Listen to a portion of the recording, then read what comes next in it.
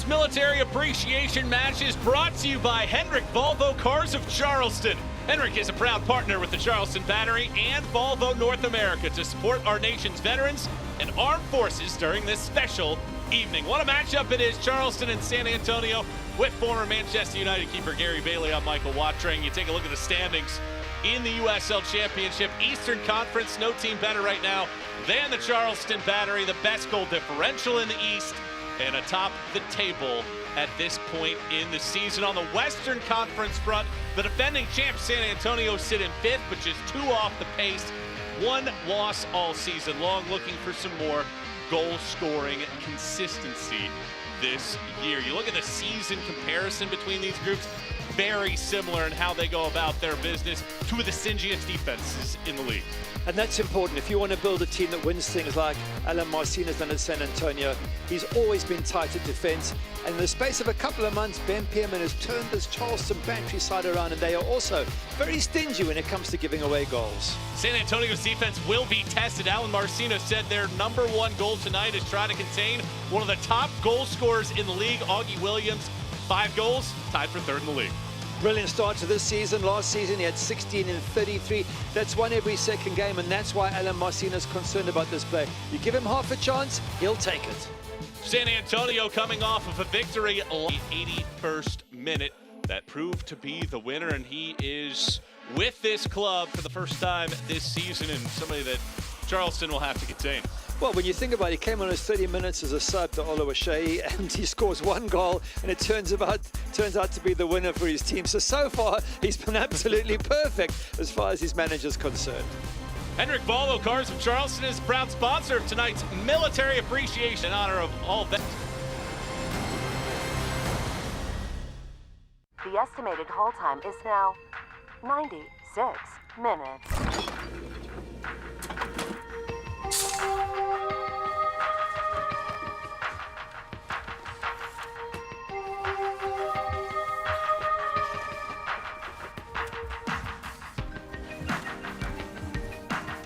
Sorry, are you still there? Yes. Okay, please hold.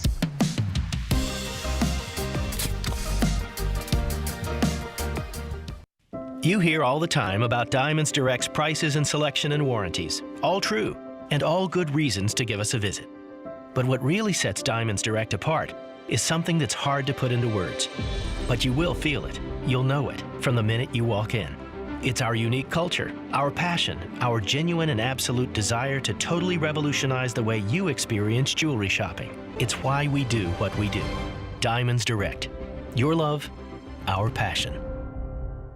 This is your vacation, your beach, your fields of green, skies of blue, mountains of majesty. You're an athlete. You're obsessed. You're in love. You're in pain. Spirit drained, in agony, fighting gravity. Because you made a commitment to yourself and others to work on your game, build your frame in blazing heat, exhausted and beat. Because when you refuse to yield, your spirit is revealed.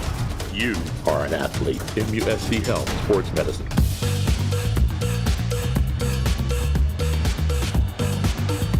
What's he thinking about here off the bar? It's Augie Williams off the hand and in. Too much power for Augie Williams. He has his 5th of the season. Feet out below. And it's saved by Hughes.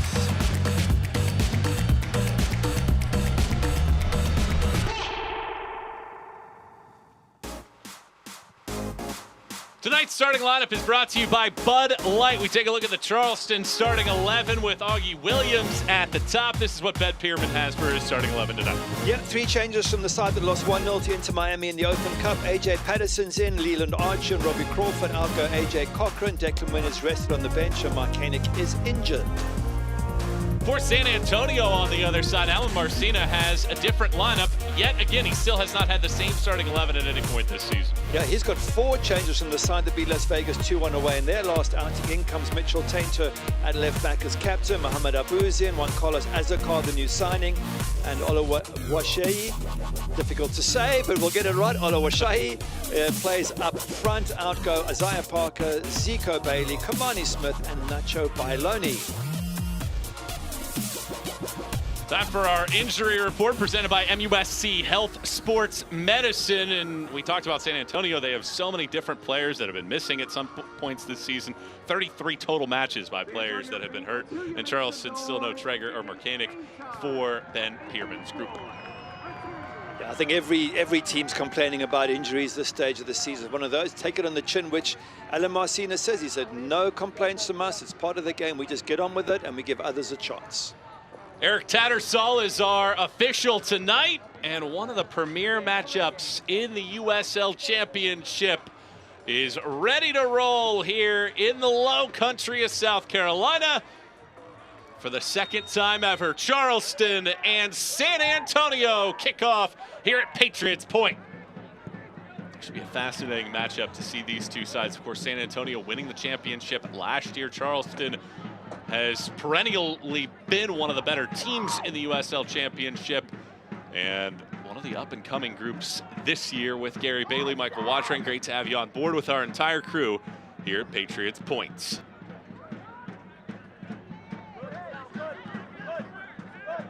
Well, when you look at San Antonio with the variety of lineups that they have had this season, it's been tough to find that same consistent group, and certainly Alan Marcina said, yes, we could use that as an excuse, but it is not one. Still have the high standards that we want to uphold. Yeah, and they have a deep squad as well. Very, very strong squad. They're able to rest players, bring them in and out, as I think Charleston Battery do, maybe to a slightly lesser extent. But still, they've got good players on the bench, and you need to rotate. It's a long season. It's not a bad thing to have to rotate and give others a rest. And if you go to the bench, both sides have good players they can bring on if needed, especially San Antonio. I mean, they've got Christian Perano on the bench. Kamani Smith played the last match. He gets a rest. Zico Bailey played the last match. He gets a rest. Nacho Bailoni as well. I mean, what a bench that is for San Antonio. Foul whistled, and San Antonio will get a free kick. And well, it's time to take a look at our keys to the game, brought to you by Gildan, a leader in high-quality, comfortable apparel basics located right here in the Low Country. We're just looking for Charleston Battery as we see this one go through to the keeper. And they're actually given a corner. For Charleston Battery, the key is to bypass the San Antonio pressure. They will put pressure on the team in red. They make it very difficult to play out. Ben Pierman saying, if we can, then we've got space in front of us. And of course, Alan Marcina, as we've mentioned already, just keep an eye out on Augie Williams, especially in the box. Do not let him turn and find space. Juan Carlos Azocar, the 27-year-old Venezuelan making his San Antonio debut tonight, is ready to take this corner kick. Swinging ball near post, doesn't stay in play. It hits the outside of the netting, and a goal kick for Charleston. Not the way you want to make an impression on your debut.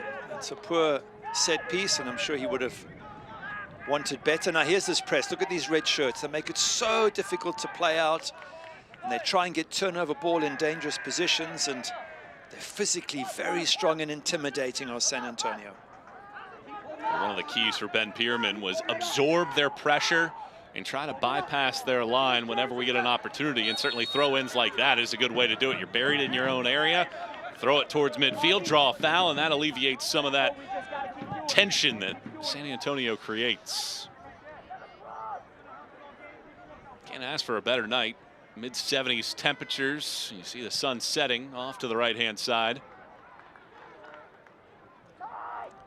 As we said earlier on, two fantastic sides. Charleston Battery top in the east, and look, San Antonio are fifth in the west, but only a couple of points off the top, and they are the reigning champions. And two wonderful managers. Ben Pierman, what a turnaround. I mean, Charleston Battery were very poor last year, didn't even get close to the playoffs, and now look at them sitting top in the east since he's arrived and brought the likes of Chris Allen in with him. He's bringing the youngster Fidel Barajas through, just turned 17, so just made an absolutely immediate impact. And of course, for Alan Marcina, the success he has had the last 4 years has been absolutely stunning. Broke a ton of records last year in winning the championship, made the playoffs every year he's been there. Absolutely brilliant. San Antonio has lost just once to an Eastern Conference team since the start of 2021. That was that 1-0 setback to Lou City back in mid-April, almost a month ago.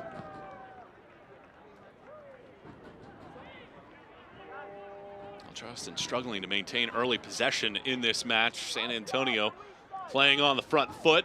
Anytime Charleston gets a couple touches, it gets taken away by the visitors tonight. I think one of the standout features for me about San Antonio is virtually every player has played at MLS level. And they bring that attitude, that professionalism with them. And there's no weaknesses. If you look at the midfield, Nico Hansen was so successful at Minnesota, Houston Dynamo, Columbus Crew, Ja'Cory Hayes, Minnesota as well, Muhammad Abu, etc., etc. It's, you know, the mentality is there, and that's what Alan Marcina spoke to us a lot about, was the mentality of his side is one of winning everything they can. Charleston heading it away after good possession. Williams with a nice ball along this near right sideline. Barajas, the 17-year-old, looking for Williams near the dot.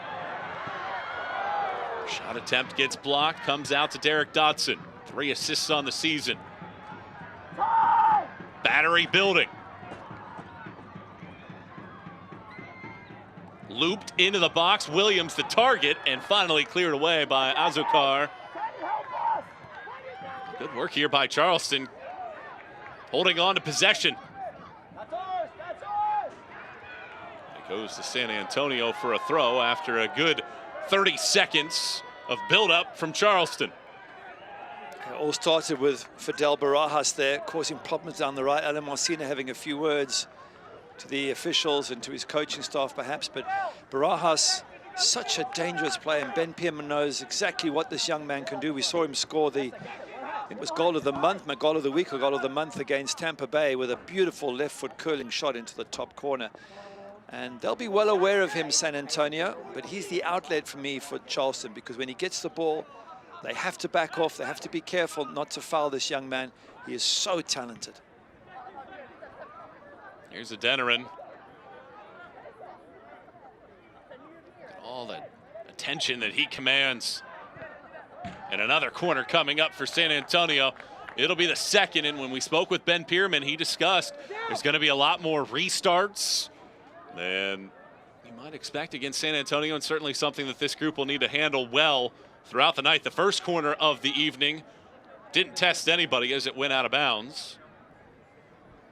To your point, there's a number of really big players in red in that box. They're going to have to mark very tightly the battery. Azokar will take it once more. See if his service is better this time around. Goes back post this time. Charleston wins the initial ball. A throw-in coming here in the 8th minute. Scoreless affair between two of the top teams in the entire USL Championship this year.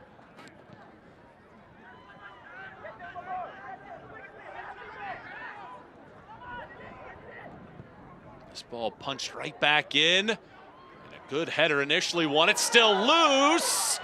Adeniran puts it down.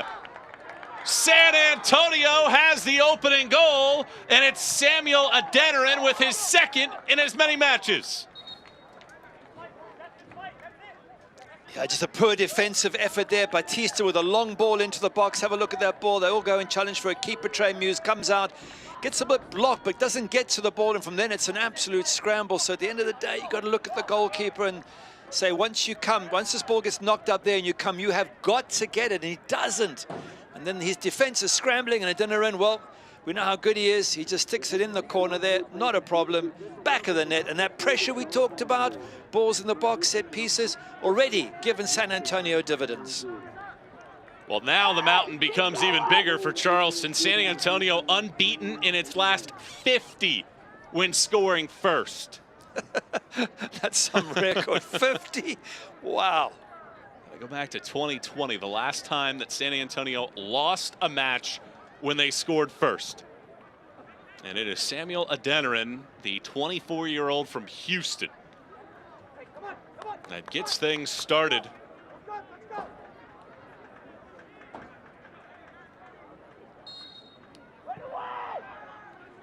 Charleston has trailed for just 132 minutes this season. 86 of that came against Colorado Springs.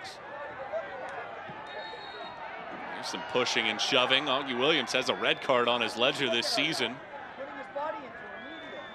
Mentioned San Antonio are a physical side. They're not scared to get stuck in. A lot of big bodies there. They will intimidate you. They will push you around. They'll test your mental fortitude, and just don't want to get too uptight. If you're Augie Williams there, you don't want to bite. You just, you know, not that he did. He just stood there. But they're going to tempt him. They're going to try and push him because he is the danger man. If they can get him to overreact, that's on him, not them. It's part of the game these days. Farr takes the free kick. Let's see how Charleston responds to conceding early in this matchup. It's a tough one for Trey Muse, such a good goalkeeper. He's had a fantastic season. 2 clean sheets in the last 3 matches, 3 clean sheets over the entire season, and made some fantastic saves. A couple of matches he's kept Charleston Battery in the game. Augie Williams, the target of that pass, can't link up.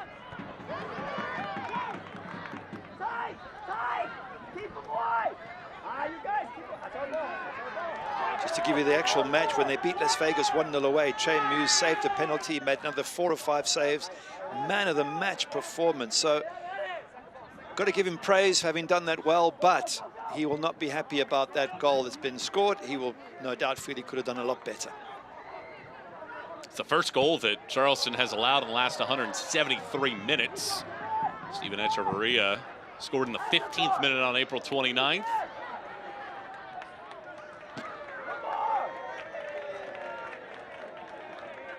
th minute, tracking into the 12th minute. Battery looking for a leveler here at home.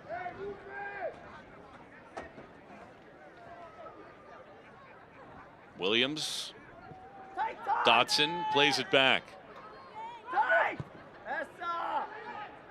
And Williams will track this one down as it goes out for a goal kick here.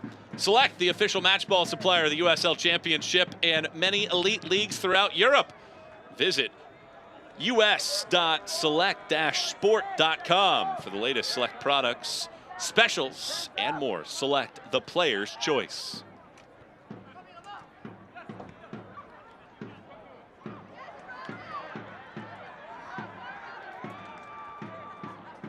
Important tackle there from Ja'Cory Hayes, just knocking the ball away from Robbie Crawford as he was about to surge into that towards their box, and that's where they're so good, San Antonio.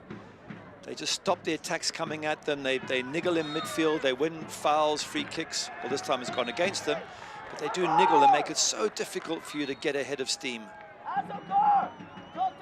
Charleston wanted to take it quickly. Eric Tattersall doesn't allow that to happen.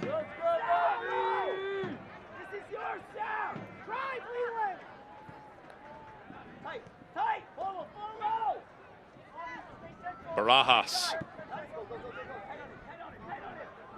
The pressure here from Adeniran, putting in a lot of mileage.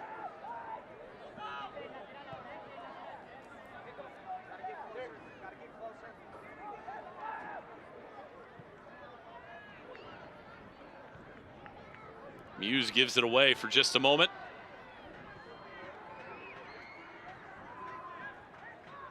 Now San Antonio will look to build. Some room in the middle of the yard. Left-footed, long distance attempt, well high. Ozakar is breaking open on the left side, but the shot attempt from Hansen goes high. I expect better from Nico Hansen, just at least to make Trey Muse work. And always feel that if a goalkeeper has been questionable for a goal, maybe their confidence is a bit low. That's the perfect time to pepper them with shots. That one just flies over the bar. By the way, look at the flag. You can see the amount of wind blowing. Flags behind the goal and the big USA flag as well.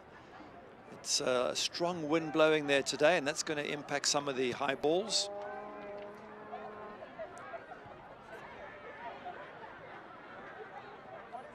Battery matches are the perfect place to make lifelong memories with your friends and family. Your group of 10 or more can enjoy discounted tickets, exclusive on-field experiences, and private hospitality areas to catch the match. Visit charlestonbattery.com to learn more and plan a memorable night at Patriots Point. Well, there's more Charleston defenders in the box that time around to handle that and send it to the seats.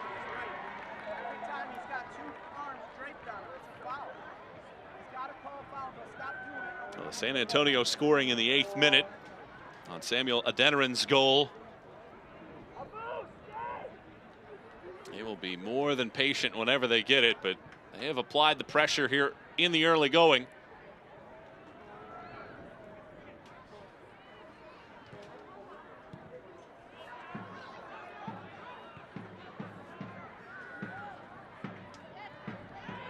Barajas the target, can't win the header, and a foul given back against San Antonio. That'll give Charleston a free kick. Nearly a quarter hour gone by in this matchup. The Eastern Conference leaders Charleston trails San Antonio 1-0. With Gary Bailey, I'm Michael Watring, our entire crew. Delighted to have you on board tonight.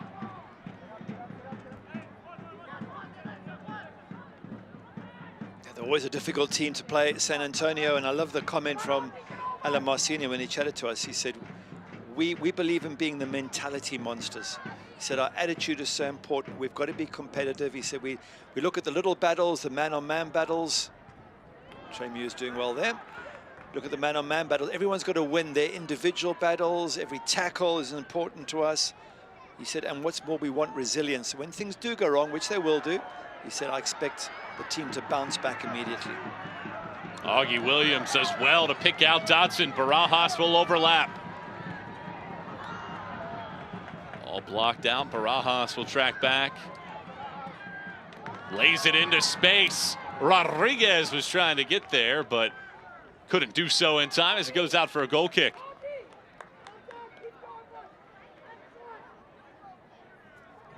It's a nice little bit of play by Charleston Batchy, just looking to get that ball through. Barajas, does he overhit it? Perhaps, maybe Arturo Rodriguez doesn't quite read it properly. Between the two of them, they're not far apart, and that's what you want to do against San Antonio. Little balls through, try and get on the end of them while they're focusing on Augie Williams and trying to stop him. It's important for the likes of Arturo Rodriguez and Fidel Barajas to make sure they can combine and take advantage of the intention being on Augie Williams. Azokar wins the race against Dodson. Batista. High arcing back post ball, headed right to Muse, however. Salawashai was getting his head to that ball. It's not a bad ball from Batista. It was that ball that caused the confusion for the goal. He puts it in there and to ask questions. What it does, it forces you as a defender to come and head the ball and win the header. And as a goalkeeper to make a decision, do you come and catch it? What do you do? And every once in a while there's confusion, as there was for the first goal, and that's when you can benefit if you're San Antonio.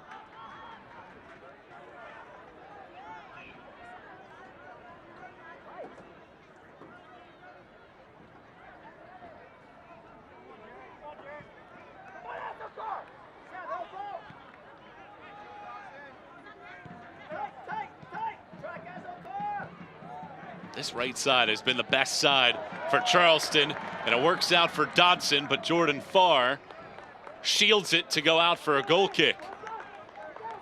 Does well, Jordan Farr, by coming out there. He can make sure he's in control of the situation. Eventually, he can let it run out. If he doesn't come, they're through Charleston Battery. It was a lovely one-touch passing move. Again, Barajas at the center of it.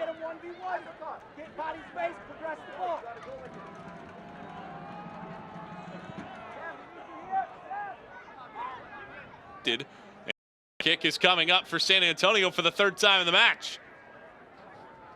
It just comes off the foot of Juan Palmer, who was very unlucky, by the way, against Inter Miami. Dodson was trying to clear the ball, hit him square in the face and went in the back of the net. And that was the only goal of the game in the Open Cup and outwent Charleston Battery. Not much Juan Palmer could do about it.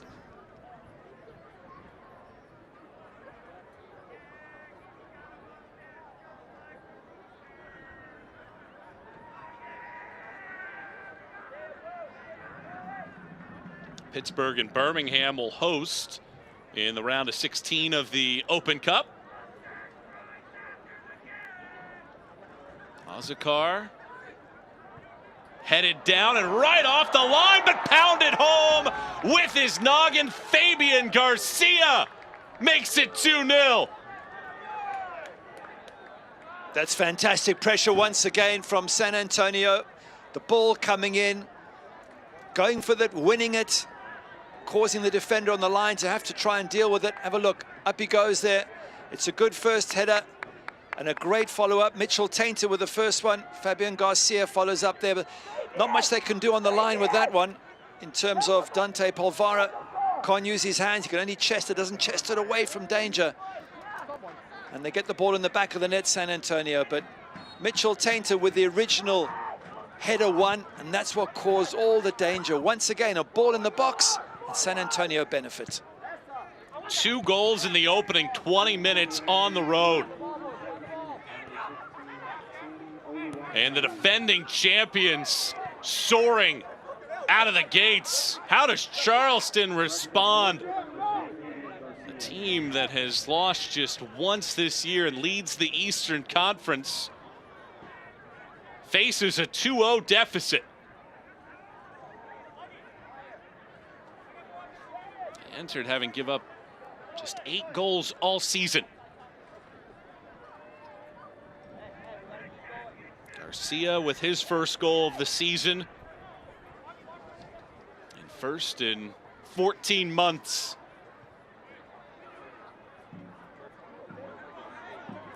Can the Battery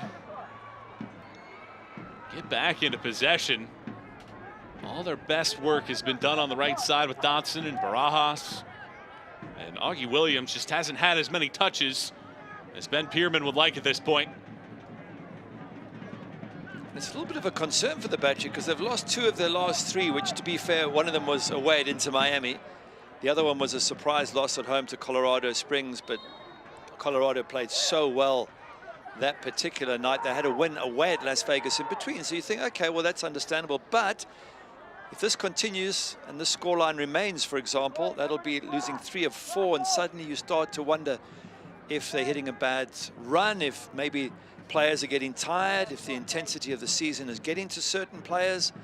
And that'll be a big concern for Ben Pierman. So this is not the start he would have wanted, and it's going to be telling to see how his team respond. Well, Ben Pierman was most concerned about the pressure that San Antonio would bring when Charleston would get possession. Well, it's just been a couple balls sent into the box that Charleston either haven't won or haven't handled well. Exactly that. They haven't dealt with it well, but to be fair to San Antonio, Mitchell Tainter won that ball superbly well to win, to actually get the first header from the corner, and that's what creates all the stress and problems for Charleston Battery. So got to give San Antonio credit for what they're able to do. We talked about it at the beginning, they're a physical side, they're a big side, and this is where they hurt you.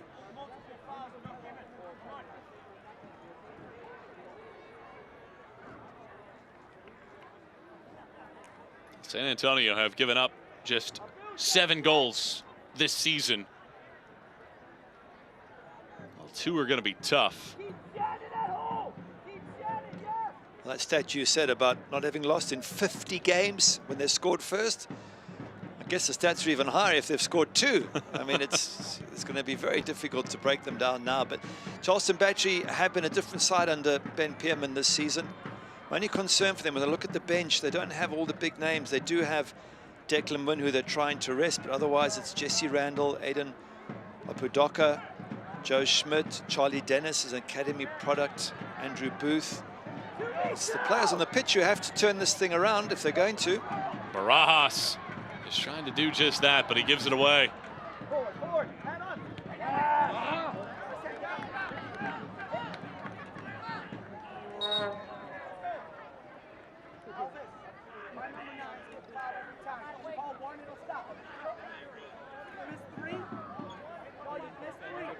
This is not unfamiliar territory for Charleston. They've given up 5 goals in the opening quarter hour this season. That's the 2nd most in the USL Championship. A team that typically gets stronger as the match goes along, and they'll need to do just that, as this match has seen San Antonio outshoot them 5-1. And San Antonio has all 4 of the shots on target so far. This is where things are so difficult against San Antonio. Look at all the red jerseys up. Nearly the entire team is in that left-hand corner. But they do it well. They're organized. They don't take risks. They get back when they have to defend. It takes a lot of hard work. That's why I say a lot of their players, or almost all of them, are ex-MLS. They know how to do this. This ball lofted in. Hansen as his ball deflect out, and we will get a fourth corner. And the last corner for San Antonio led to a goal. It's another stat for you. When scoring first, San Antonio has a plus 71 goal differential. I mean, seriously, 71.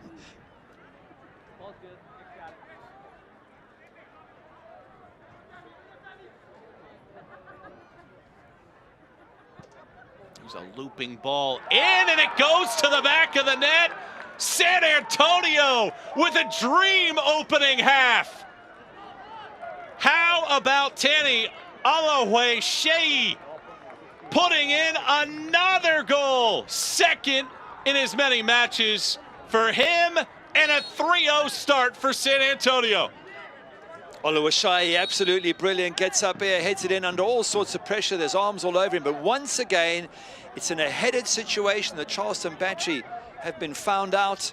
And this man now in his second match, it's his second goal. That is a fair old ratio. I'm sure Sam Adeniran and Augie Williams wouldn't mind a 1-for-1 ratio. And it's just the power and physical strength of this team that has absolutely battered Charleston Battery in the first half. Well, the number 17 overall pick last year by Minnesota in the MLS draft has scored twice in the opening 90 minutes he's been on the pitch for San Antonio.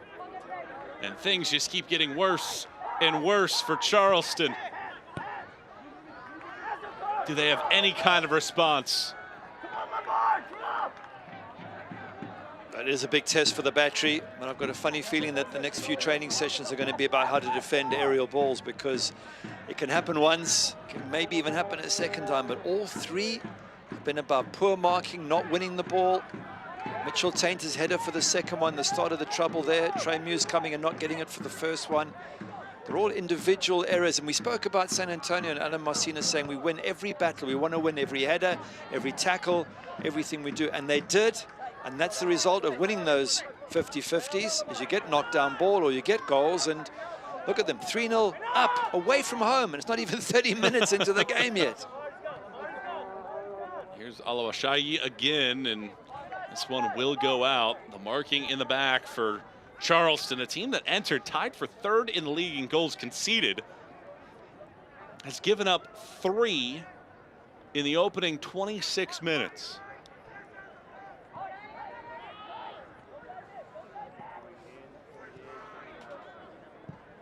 Well, entering this matchup, we wondered who was going to score for San Antonio on a consistent basis. Well, maybe it doesn't have to be just one person.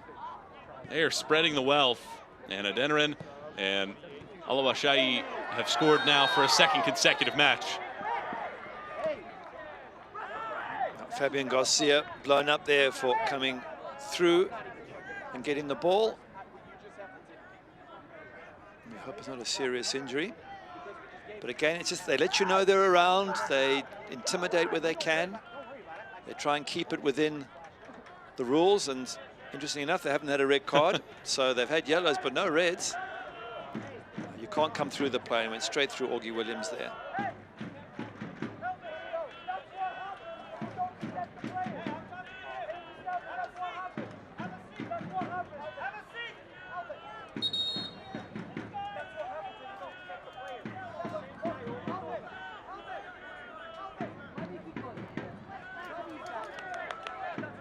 Charleston trail 3-0.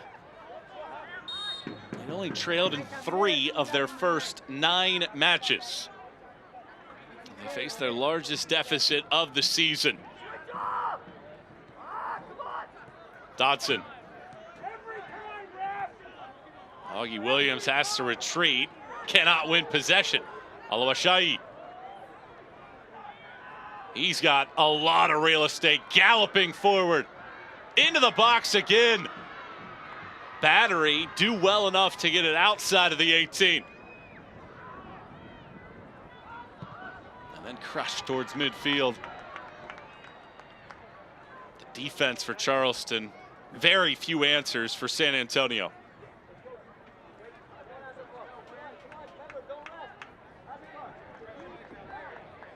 Next stoppage, number 5, Charleston.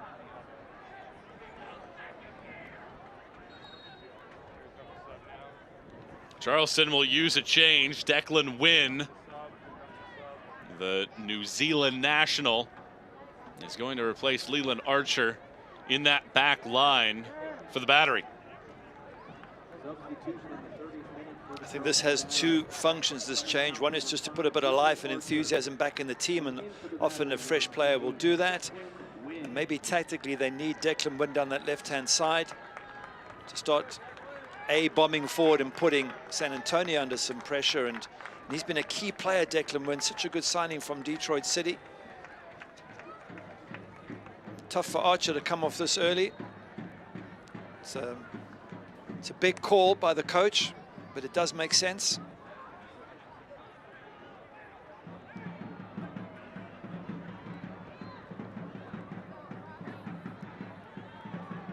Williams. It'll be a throw for San Antonio. Williams was thinking there should be a foul there.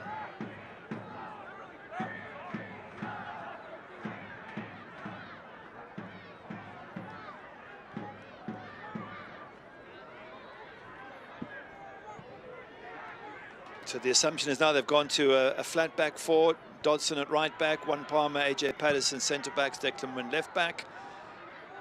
Maybe Ben Pearman feels that combination of four at the back, they know each other. Perhaps Declan Wynn's played virtually every game this season, that they might just get some stability and deal with these cross and high balls a little bit better.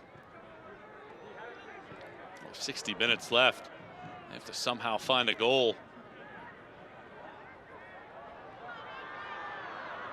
Oluwaseyi! It is a fourth for San Antonio in the opening 32 minutes, and the 22-year-old has a magical start to his career at San Antonio. His third in 2 matches. Alan Marcina's enjoying that one, and Trey Muse, we saw him a moment ago looking disconsolate, but just unable to catch him there. AJ Patterson, he's away, he's got pace, has Oluwaseyi, but he's also got a fantastic finish. Gets away, thumps it, puts it past Trey Muse, and maybe gets a fingertip to it, but can't stop it. And I was just about to say to you, when you said they've got to get a goal back, I was saying, well, I was about to say they mustn't let things get worse. Well, they've got worse, and this is the danger now. If you're Charleston Battery, you don't want to be chasing this match too much. You might just want to say, okay, let's limit the damage. You know, because if we start chasing to get back in this match, you could beat 5, 6, or 7.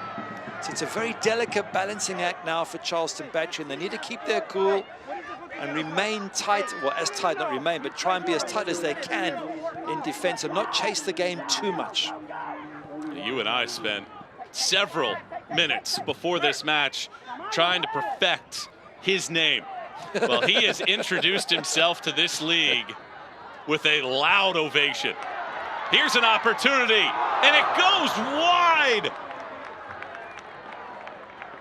Rodriguez nearly had the first one for Charleston. That's Jordan Farr again, goalkeeper of the year last year, and he shows why.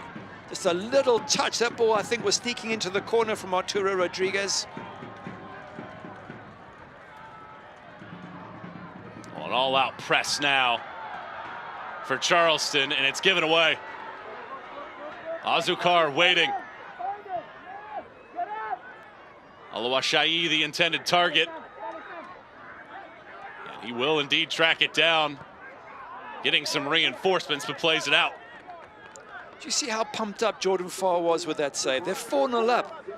He could take the attitude, well, who cares if one goes in, but he got up and he was super pumped at having made the save. And that's this attitude that Alan Marcina has in this team. Every player is so fired up to win their own little individual battles. 9 first-half goals for San Antonio, most in the USL this year. Helps when you put up 4 in this match alone.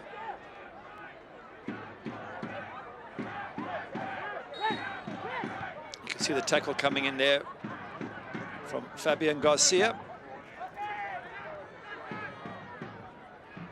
Fabian Garcia gets a yellow for that. Yellow cards brought to you by Spink's Convenience Stores, located across South Carolina.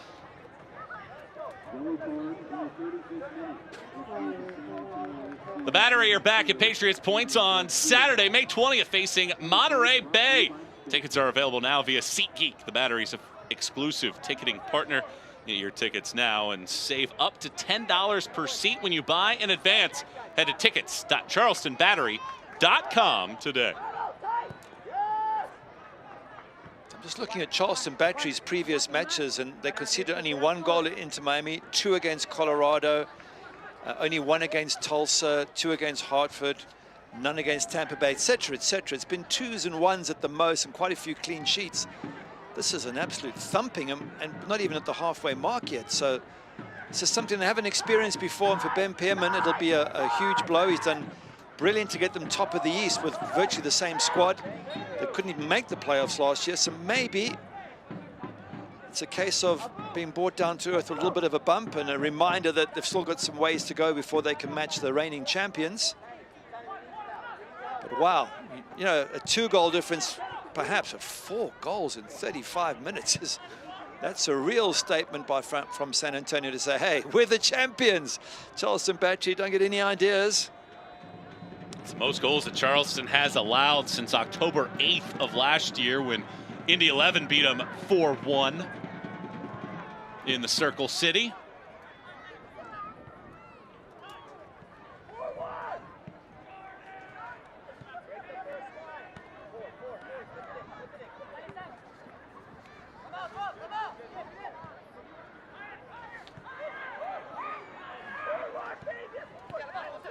Who could have seen 4 first-half goals from San Antonio, a team that this season had been looking for some goal-scoring prowess.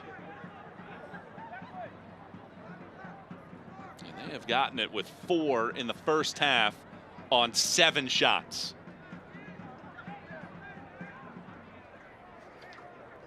Don't miss a minute of the action in 2023, whether your club is on the road or at home. Catch nearly every second of USL Championship action on ESPN Plus, the home of the USL, La Liga, the Bundesliga, UFC, and more. Sign up today at plus.espn.com. All the talk from the 2 managers before the game was about how good Augie Williams is, or how good Sam Adeniran is, and how difficult they are to stop. And up pops Oluwaseyi, sticks 2 in the back of the net, and he's the big talking point, because what an impact. And Ben Pearman's probably thinking, well, how do you stop these guys? They put you under pressure, you know, they close you down, they put balls in the air, they've got pace and good finishes up front. He's tried to shake it up already by bringing Declan Wynn on, and they promptly got a 4th goal within a few minutes. So, and again, his bench isn't that strong, Ben Pearman, so he's very limited in what he can do to impact this game. The Battery were first place in the East entering tonight. Let's see how they respond over the next 50 minutes, down 4-0, and they have really struggled to connect passes in the attacking third. Flag up here for offside.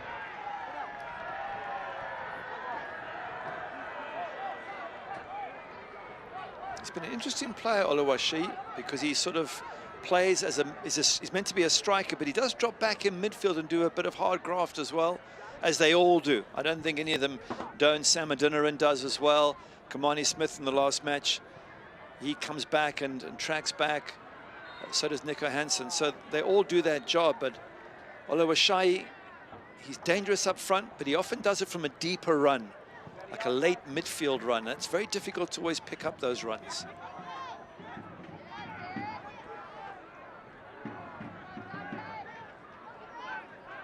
Dodson. Augie Williams, nice initial touch, but the defense converges. Far clears.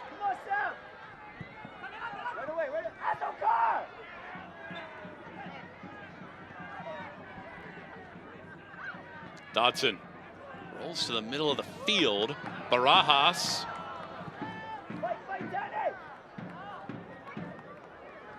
5 minutes to go before the break here. 4 first-half goals for San Antonio. Denerin with 1, Garcia, and then Alawashai with 2 in a 6-minute time frame. Great to have you on board for the fireworks of this match here at Patriots Point with Gary Bailey. I'm Michael Watring, our entire crew, watching what has proven to be an early stunner. Cross comes in looking for Williams, and it will be a corner. If they could just get one back, the Battery, I'm not saying they can go on and win it, but at least it would lift the vibe going into the locker room. Because right now, Ben Pearman's halftime talk is going to be a very strange one. I'm not quite sure it's a case of going all out. I think it's a case of just making sure things don't get worse. But a goal here and suddenly it's a different team talk. Maybe there's a bit of hope. So let's see what the Battery can do.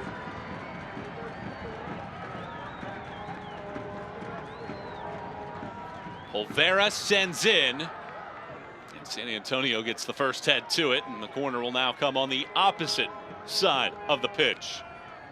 Look at that. Jordan Farr goes straight to Fabian Garcia and gives him a high five and says, well done for winning that ball at the near post. They really do spread the love between each other when they win their individual battles, and that's what keeps that attitude going game after game.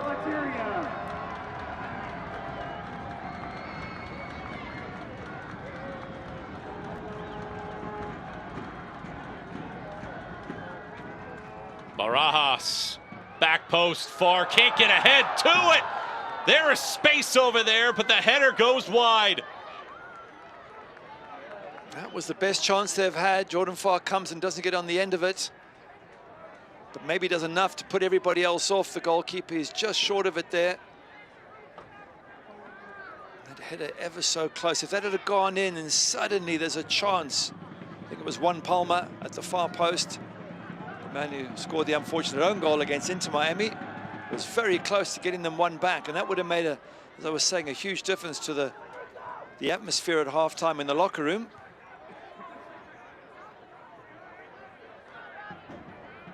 Well, with a Farr save earlier, that's twice that Charleston has had opportunities, pretty good opportunities at that, despite the fact that they don't have a great deal in this match. I think that's what Ben Pearman will look at. He'll say to them, we had the chances, we could have scored 1 or 2. We've given away some really bad goals. If we tighten up in defense, if we win our headers, we might get a goal or 2 and get ourselves back in this match.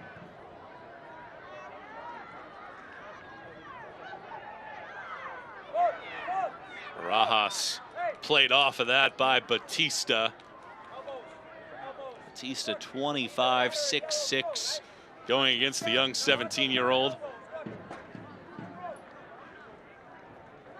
I'm just thinking conversely for San Antonio, they just want to keep their noses clean now, as we say. They don't want to get involved in fights and pushing.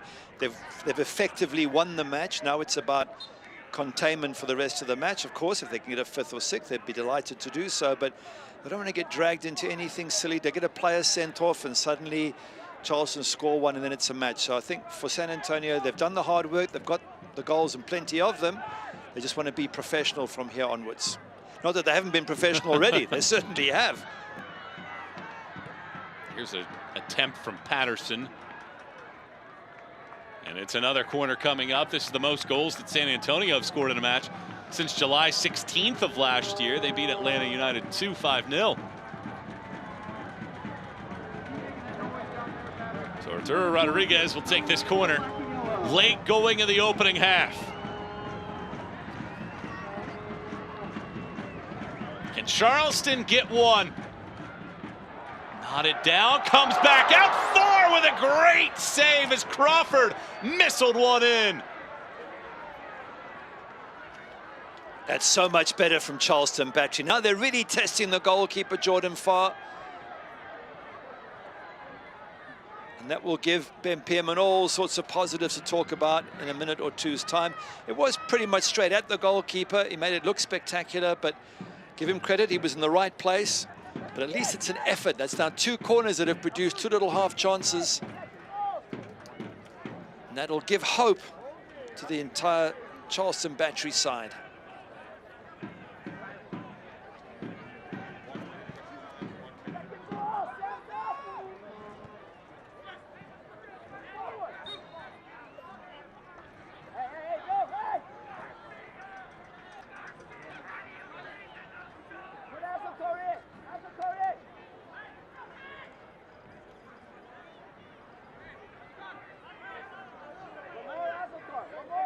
San Antonio will try to be the last team to possess as we wind down towards the conclusion of the opening half.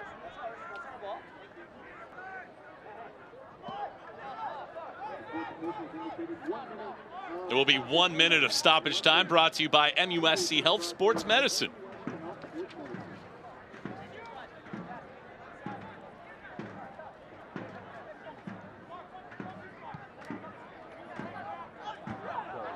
Williams takes a tumble and a foul is whistled. Charleston's got about a half minute if they want to get anything here in the opening half. They've had 3 really good opportunities to score. Barajas.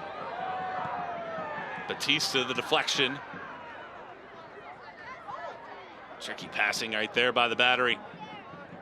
Time not a friend, however. Azakar takes it away.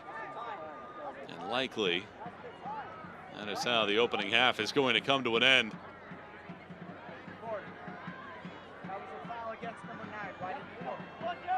Whistle hasn't blown yet. Here's Allen in space. Barajas outside of the box, looking right back for Allen. And fine work defensively by Abu to clear it away, and that's how the opening half comes to an end. Gary, who could have seen this coming? 4-0 San Antonio. Fantastic. I mean, they are the champions and they're putting a champion's performance here. When you come and take the team that's top of the East away from home, you take them on and you literally batter them, and you're 4-0 up at halftime. There's not much more you can say. So brilliant for San Antonio. But Charleston Battery, pick yourselves up and come back second half. Goals from Adeniran, Garcia, and then 2 from Alawashai. And San Antonio, the defending USL champs, have come into the #1 team in the East and lead 4-0. 45 minutes in the books, 45 to go here at Patriots Point. There's a brand new morning, rising clear and sweet and free. There's a new day dawning that belongs to you and me.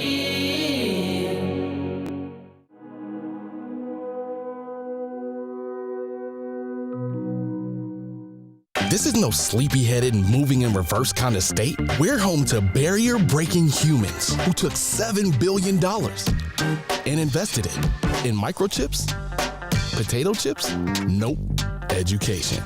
This investment, it builds jobs and more jobs where people create things like flying, not that. Who does all this? Forward-thinking pilgrims of change, like you.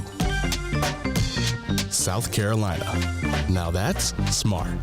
The estimated hold time is now 96 minutes.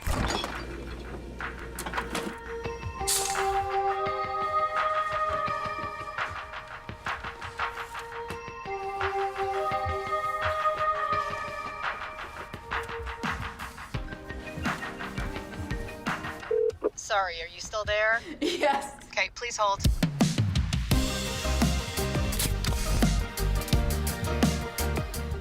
This is your vacation, your beach, your fields of green, skies of blue, mountains of majesty.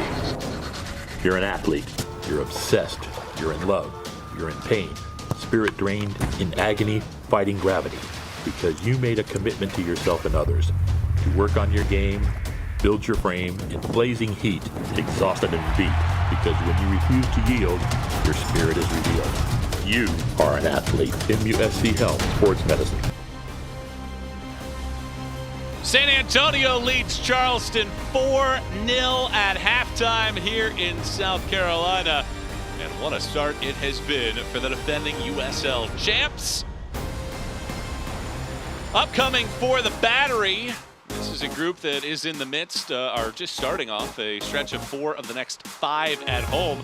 Doesn't get any easier. Monterey Bay last year really struggled. They're off to a great start this season.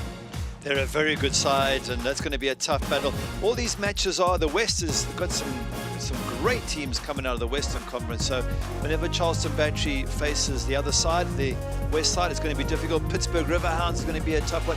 Maybe Detroit City, who've been struggling a little bit, but as you say, they're all very, very difficult matches. On the other side for San Antonio, they're in the midst of a 3-match road swing that will conclude yet again on the East Coast, this time going to Detroit a week from today.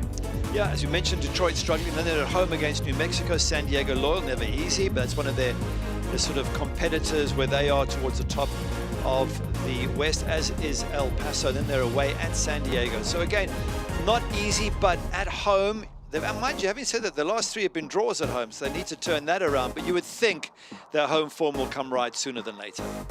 Tonight is Military Appreciation Night here at Patriots Point, and it's a great opportunity to remind everybody of the sacrifices that have been made by our military.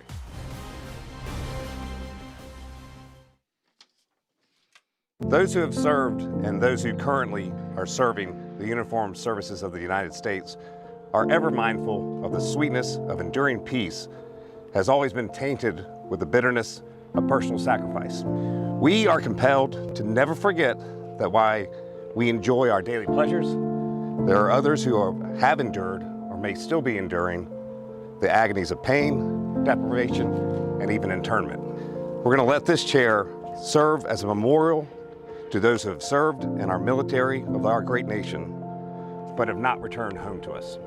They are prisoners of war, and they are missing in action. America will be forever grateful for their bravery and their sacrifice to our nation. So before each game, we will place a single red rose on the chair to remind us of all the families and loved ones who are still keeping the faith, waiting for their return. We will never forget.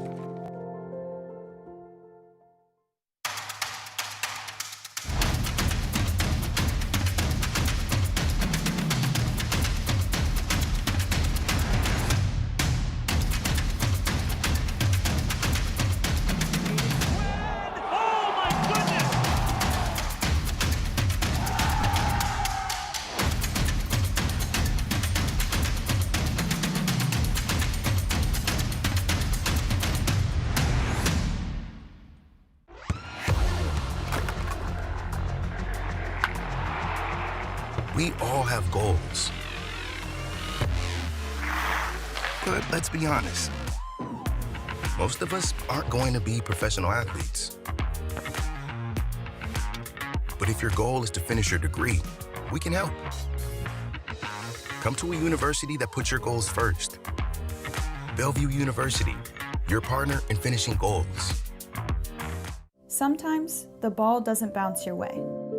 Sometimes you feel alone, like your world is collapsing, like there's no hope. But you're not alone. Someone is there to listen, to talk, to help you up. The United Soccer League is proud to support the 988 Suicide and Crisis Lifeline, because everyone needs support.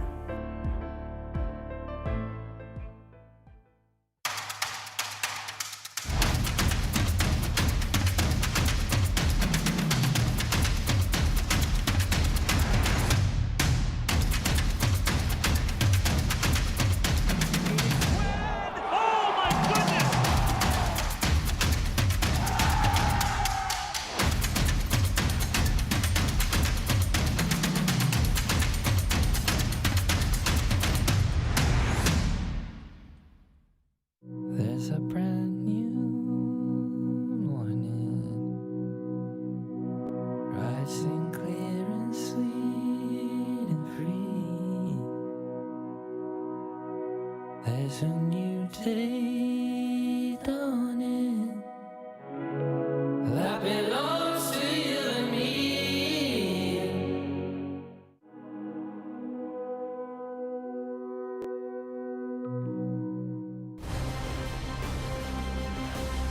Charleston trails San Antonio 4-0 at the break. San Antonio has won 20 in a row when leading at halftime over the last year and a half. Around the rest of the USL Championship, Christian Volsky the USL Championship Player of the Month. Paul McDonough is the new USL President and Chief Soccer Officer, and Birmingham Legion, Pittsburgh Riverhounds, they continue things going in the US Open Cup, advancing to the round of 16. Around the rest of the league right now, some of the scores that we're keeping our eyes on. Brian Ownby just scored for Lou City, and that's the premier matchup. 2-1 leader right now for Lou City. Tied everywhere else other than Tampa Bay leading Detroit City. How about the explosion offensively from the Rowdies with 4 goals? They only scored 8 so far this season, entering the 9th. Here's your upcoming league schedule. You take a look around at what's going on tonight. Sacramento will try to remain without a loss, traveling to Indy 11 and Las Vegas FC Tulsa, Phoenix, and Hartford. Plenty of matchups still to go later on this evening around the USL Championship. We're closing in on the start of half number 2 here in the Low Country. San Antonio in control, leading it 4-0. More to come when we return. Second half kickoff next. The estimated hold time is now 96 minutes.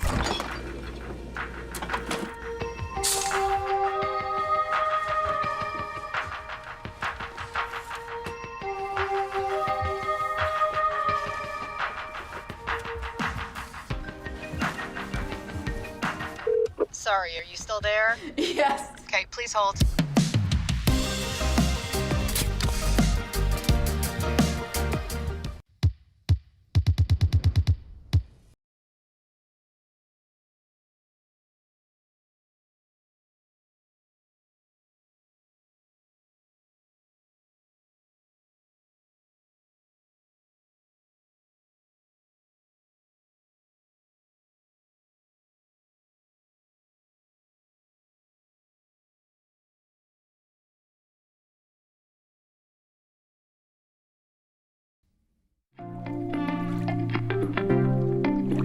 Charleston is located in the Low Country of South Carolina. The history here, it runs deep, and you can't imagine being anyplace else.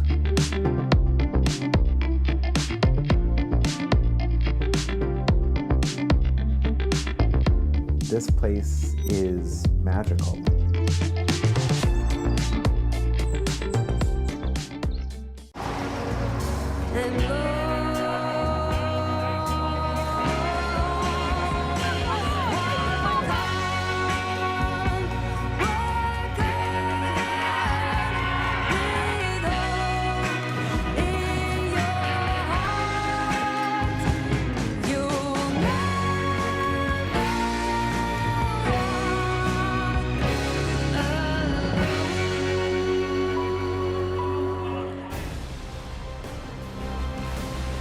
Getting close to the start of the second half as San Antonio ambushes Charleston with an 8-minute goal. They go on to score 4 in the opening half. Back with Gary Bailey, Michael Watrang. Watching this one with you on this Saturday evening at Patriots Point. And the first half started with a thumper as Samuel Adeniran opens the scoring, getting loose inside of the box. Yep, Trey Muse coming for a high ball, doesn't get there. Once the keeper doesn't get it, then it's just a scramble in the box. It falls for Sam Adeniran, and he sticks it in the back of the net, and they were 1-0 down. A goal which will have annoyed Ben Pearman because you don't want to give San Antonio anything. And then from the corner, it's won initially by Mitchell Tainter. It's blocked on the line, and then in comes Fabian Garcia to head it back into the back of the net. So again, pressure in the air pays dividends for the visiting team. And off of set pieces, San Antonio was nearly flawless in the opening 20 minutes. Yet again, another corner this time. It was the first time put down by Tenny Alawashayi, putting one in his second goal of the year. He's being marked there, but he gets away from his marker. So again, that's on Charleston Battery, but good header from Olawashi. And a nice little dance to follow it up. What's that now? 2 games, 3 goals. That's a fantastic return because this is his second one. He outstrips AJ Patterson. Whack! Past Trey Muse, back of the net. thumper to cap a strong opening 45 minutes for San Antonio. Just his second match in the USL Championship. And Alawa Shai has 2 goals tonight after 1 in his debut. And a brace for him. And time to look at the first half stats brought to you by Heineken. And it doesn't tell as much of a story as you might expect in terms of possession, but the shots, when San Antonio got them, they made the most of them. Absolutely, and it shows you why possession stats don't mean anything, because it depends where you have the possession and what you do with it. What San Antonio has done is they've lofted high balls in the area. They've tested the Charleston Battery defense, who haven't been able to deal with it. It's as simple as that. And the odd occasion they have got on the front for Charleston Battery, Jordan Farr's made a couple of decent saves. Ben Pierman said that San Antonio has the best defense in the league. Well, Augie Williams has 0 touches inside of the San Antonio box. That back line for San Antonio has ensured that one of the elite goal scorers that this league has ever seen is not getting opportunities. Yeah, it's a very good defense, but it's a very good defensive team. They defend from the top, from Sam Adeniran, from Alawa Shai. The 2 strikers up front are coming back and winning balls. And in the midfield, they're at you the whole time. Nico Hansen, Ja'Cory Hayes, Mohamed Abu, and Juan Carlos Azakar, they're getting at you. So, and then, as you mentioned, they've got a tough defense that gives you nothing. So all in all, just very, very impressive. And, you know, when they play against bigger teams and better teams, San Antonio, like they did against Nashville away from home, and then you get the Nashville coach saying, wow, this team is a dangerous team, even to an MLS side. One change for San Antonio. It'll be Christian Pirano, the 23-year-old from Argentina, replacing Nico Hansen in the 11 to start off half number 2. Each side has used a sub now, as Declan Wynn replaced Leland Archer in the opening half.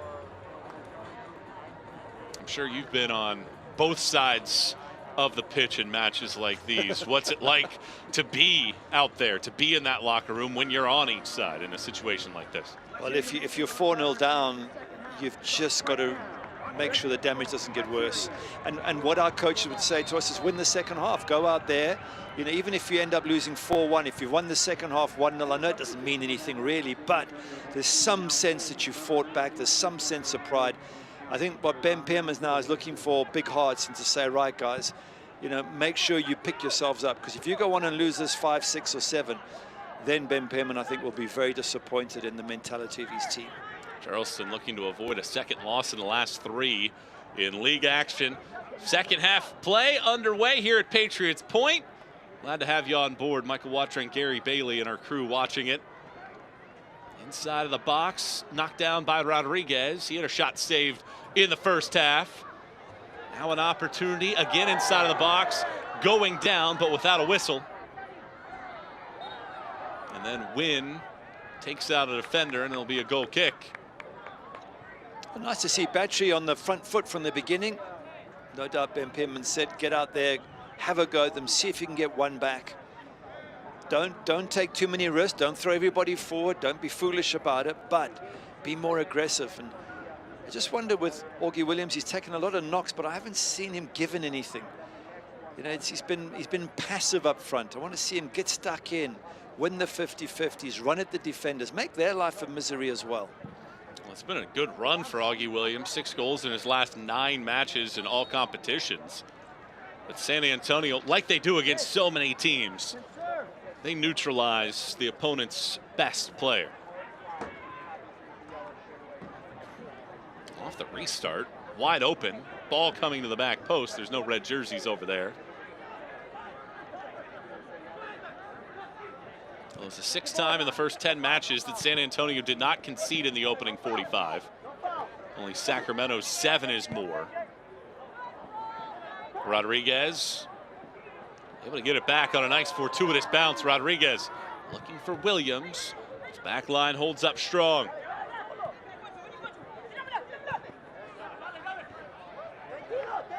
I guess what you're hoping if you're Charleston Battery is that San Antonio just take their foot off the pedal, they start cruising. But if there's one team who doesn't do that, it's San Antonio. Most other teams would probably go 4-0, you know, don't want to get injured, let's rotate, let's bring on some of the subs, give the youngsters a run out, all those good things. It's just not their mentality, San Antonio. They will keep coming at Charleston Battery, you would think.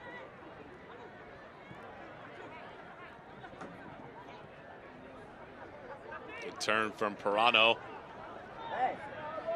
And a throw coming for Charleston.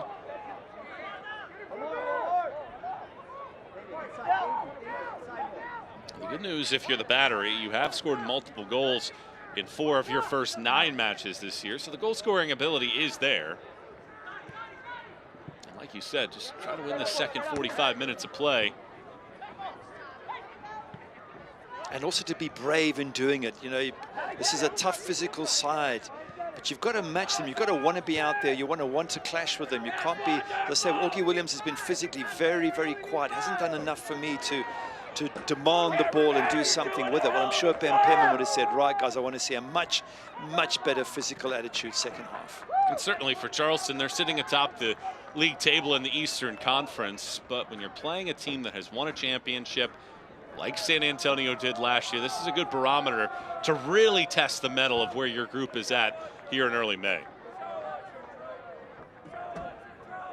Something that is interesting, by the way, a lot of people talk about expected goals, and I quite like it as a measurement, but expected goals from the first half, 0.47 for the Battery, 0.71 for San Antonio. Well, from 0.71, they've managed 4 goals.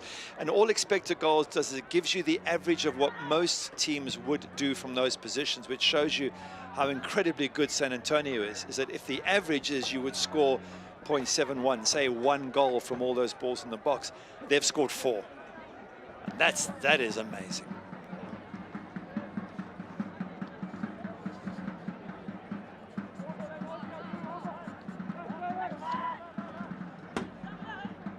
Trey Muse has given up 4 after this team had entered the night having not given up a goal in the last 165 minutes of USL play.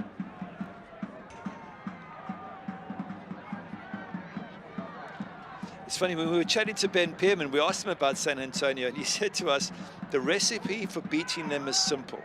You play through their press, but nobody can do it. And I think it's been quite prophetic, as his team haven't been able to do it in the first half, that's for certain. Well, I wondered what the takeaway would be from Ben Pearman. I wish, you know, we could talk to him at halftime about more of his attack than the overall portion of the match, because we highlighted they had some opportunities to score in that opening 45 minutes. They just didn't. So against a really good defensive unit, I think that they played pretty well in that first half. The problem is you give up 4, it totally feels different.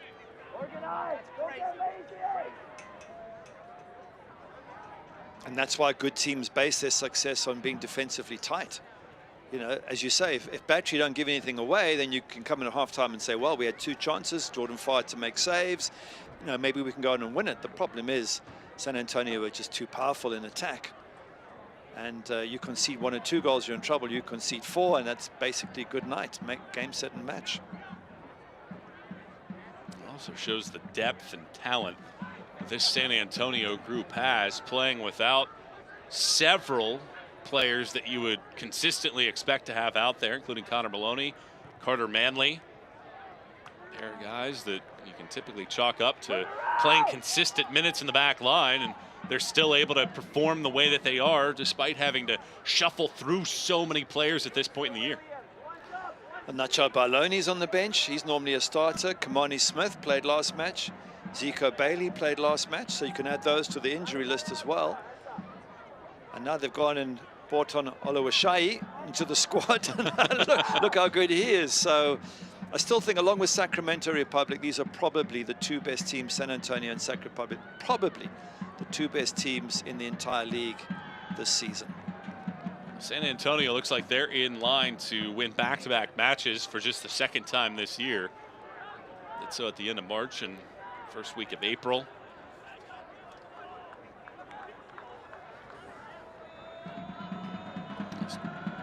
Certainly if San Antonio can score 4.5, Charleston has to think, why can't they score 4? But it's a very difficult team to be able to score against at all, much less 4 times in what would be the span of the final 40 minutes.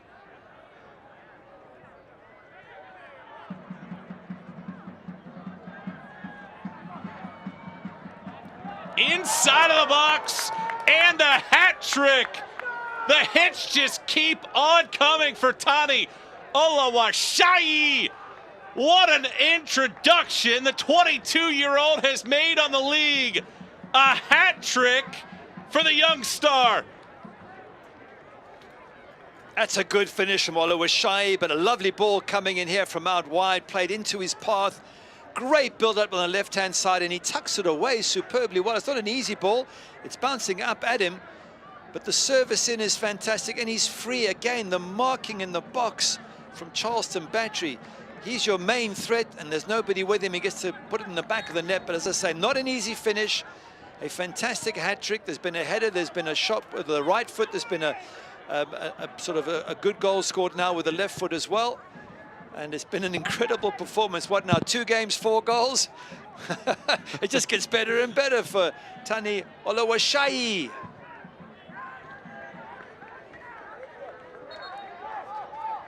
Well, the Ontario native played collegiately at St. John's. And of course, as I build that up, the statistics that I'm looking for will not load. But he was a first-team All-Big East selection back in 2021. That year, he scored 5 goals. The year prior to that, he was the Big East Player of the Year, led the league in goal scoring. He scored 11. Well, he's on a pace right now to just shatter those efforts, as he has been an absolute star, scored 68 goals as a prep star. A valedictorian of his graduating class at St. Joan of Arc Catholic Secondary School in Ontario. And what a performance. It has been a 5-goal effort for San Antonio. Well, the thing is, there's plenty of time left, and it could get a lot worse. And as we were saying earlier, that's got to be the first step for Charleston Battery, was to not concede anymore. Well, they haven't achieved that, but they've got to be careful. They just can't throw caution to the wind. They've got to make sure it doesn't get any worse. 5-0 is a hammering, no question, but you start getting to 6s and 7s, and that can damage your confidence. It can damage team morale. They really, really do have to try and at least draw this second half. Maybe 1-1. You come out of it 5-1, 4-0 down first half, 1-1 second half. It's, you know, it's a little bit of psychology, yes, but at least it'll feel like they weren't obliterated second half. But if they concede another couple of goals, it'll be a hammering both halves, and that will be difficult to take for these players. The pressure just continues. Pirana was offside, however. The USL on ESPN continues as the summer heats up. Memphis 901 heads to the Valley of the Sun to face Phoenix Rising FC. It's Phoenix Rising FC and Memphis 901 FC Saturday, July 1st, 11 p.m. Eastern on ESPN2. Here's a rare build-up for Charleston. Augie Williams went down. Otherwise, he would have been in a good spot, and Jordan Farr there to clean it up. A little bit scrappy there, but Jordan Farr eventually manages to pounce on the ball. Good move down the right-hand side. Nice little bit of skill from Barajas. Gets in there, tries to pull it back for Augie Williams, takes a deflection in the end. Jordan Farr just pounces on it. Once again, San Antonio winning all their individual battles.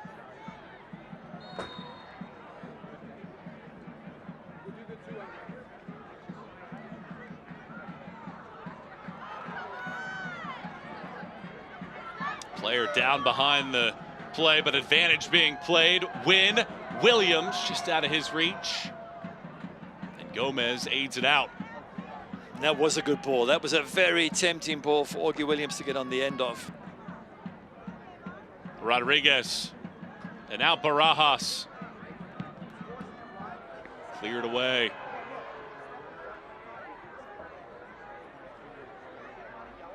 I think that was Dante Polvaro, who took a bit of a knock in midfield and went down for a while. Once again, physical nature of the San Antonio side. They're tough to play against.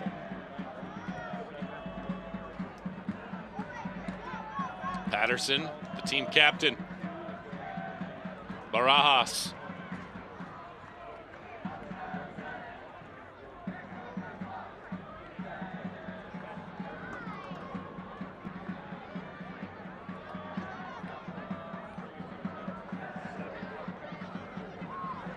Pirano leaves for Adeniran. So frustrating from Adeniran. He works so hard to win that ball for his team, to attack, and then he goes and gives a poor pass.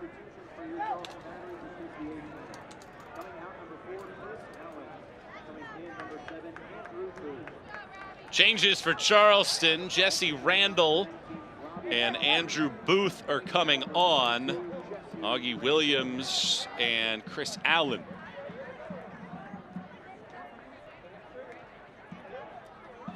Come out. Those are two important players for Charleston Battery, so coach has probably decided he wants to look after them, make sure they don't pick up any knocks, give somebody else a run out. Some fresh legs on the pitch.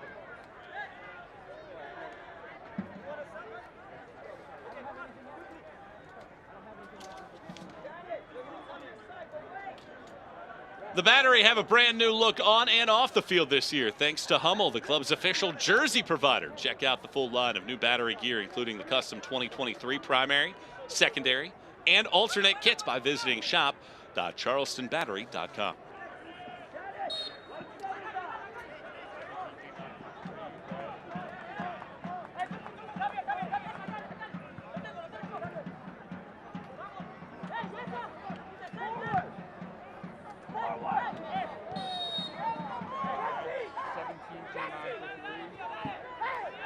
Andrew Booth, a little bit of a tug on the shirt there, so he gets blown up.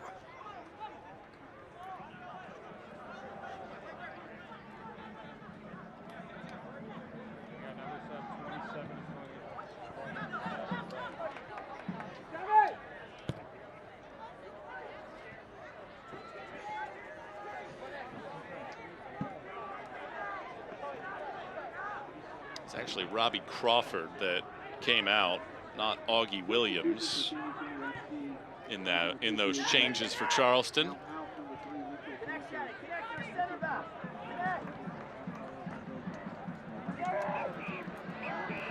Rare runs through the midfield here for Charleston. And the defense yet again for San Antonio too strong.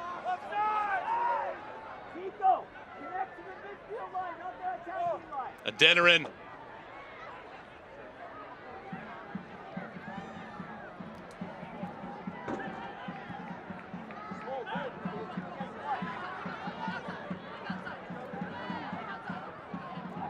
Williams wide.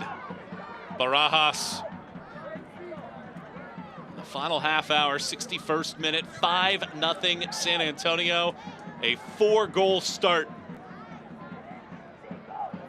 in the opening half. Changes for San Antonio. Zico Bailey replaces Azokar.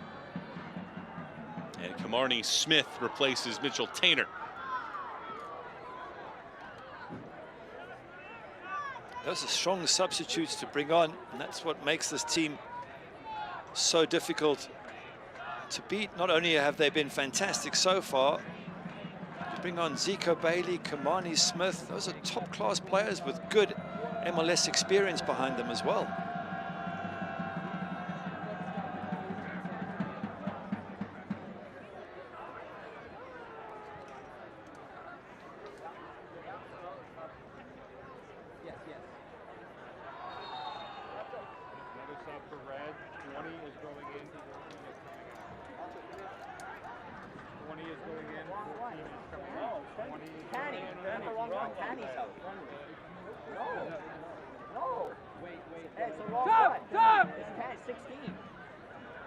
Well, a little issue here with the substitutions.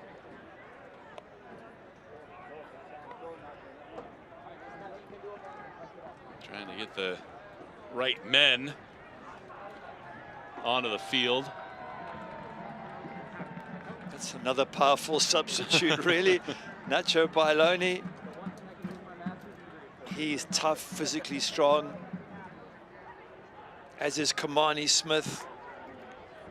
It's just going to be no let up from San Antonio, you wouldn't have thought.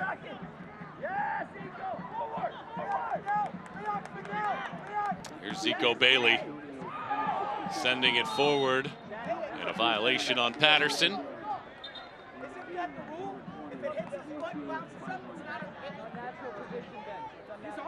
I'm not saying I agree with the rule. I'm saying he went to block it. I think Ben Pim is making the point that if the ball deflects off anything, your body, somebody else's body, and hits your hand, it's not a handball. And I think he's right in that respect. But very tough for referees. They don't get second chances to look at this, and they don't get time to reconsider. They just got to make immediate decisions on the spot. And I think the referees do a fantastic job under some very trying circumstances.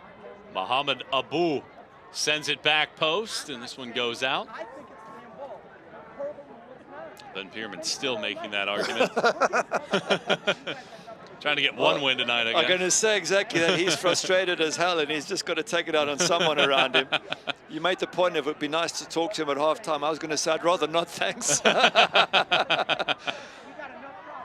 After all the success he's had, both last year with Memphis when he won the Coach of the Year, and so far with Charleston, this is the first, not the first, but it's probably the major down sort of a bad result. I'm trying to pick the right words for it, but really tough time for him in a long time, because he's had so much success. And this will come as a real jolt to him and the players. But ultimately, maybe not a bad thing, because Charleston Battery shot up the top as this ball comes through to Trey Muse. They've shot right to the top of the East. I'm not sure they're the best team in the East overall. They're probably up there. But this might just remind them that they need to, you know, be calm and collected and keep growing and do all the right things, that they haven't made it, so to speak. This is, sometimes coaches can use a bad result like this just to get the players to realize that a lot of hard work is still needed if you're going to stay near the top, at the top or near the top in the East. Long ball forward here by Loney. Is offside.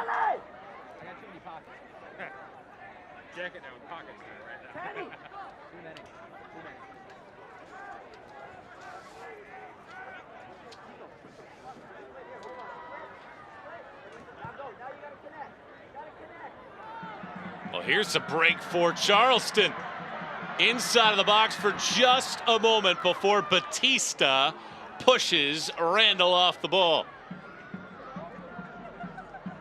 Nice and sharp there from Jesse Randall.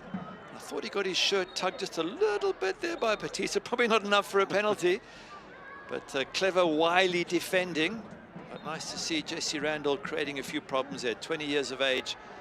Something exciting for Charleston Battery fans to see. Williams plays it down. A good sprint. Sends wide. Barajas cuts it back. Space and wide on the shot attempt from Rodriguez. He was just winding up there, Arturo Rodriguez, to hit that in the back of the net. It popped up beautifully. Great pass from Barajas, and once again defending, putting bodies on the line. You don't have to when you're 5-0 up, but they keep doing it, San Antonio. Barajas, great awareness there, pulls it back. He's just about to let rip, and it's Fabian Garcia who puts his foot in danger and takes the hit. And again, Jordan Farr first out to congratulate him on winning his little battle. Every battle they want to win, and every battle that they do win, they celebrate. Oh, chirping the referee from Batista. Second yellow card to San Antonio. Garcia picked one up roughly a half hour ago. Yellow cards brought to you by Spink's Convenience Stores, located across South Carolina. I'm actually in agreement with referee Eric Tattersall. I do think players chirp the referees far too much constantly. We see it overseas as well. They're all in the referee's face. They're trying to put pressure. I'd prefer to see that players are not allowed to do that, and when they do it, they get an immediate yellow card, and it'll stop all that behavior. Because poor referees, if they give it to one team, the other team's in their face. They give it to the other team, the first team's in their face. It doesn't matter what decision they make. They have players around them screaming at them, and I think that's just unfair treatment for referees and needs to be dealt with a lot more severely. So hopefully that's what the referees can do. Garcia comes off of the field. Getting some attention from the trainer, but a corner kick coming here from Charleston. Middle of the box, only red jerseys to clear. You see that again. They're not, Charleston Battery are not getting in there, winning any of those battles. San Antonio, two red jerseys were lined up to win that battle. Foul whistled on Abu. Rodriguez back with it as Garcia runs back onto the pitch. Garcia and Barajas will stand over the top of it. 23 more minutes to go. Is there something for that Charleston crowd to enjoy? Just one goal, just something to make their evening a little bit special, because so far there hasn't been a lot to get excited about. Rodriguez all the way to the back post. Williams never had a chance as it goes out. That's poor. It really is poor. Just put it in the middle. You don't have to go far, you don't have to go near. Just put it in the middle and give everybody a chance to get on the end of it. But you don't get that many set pieces in this match, Charleston, and they just go and boot one right into touch. It's must be frustrating for the coaching staff of the Battery.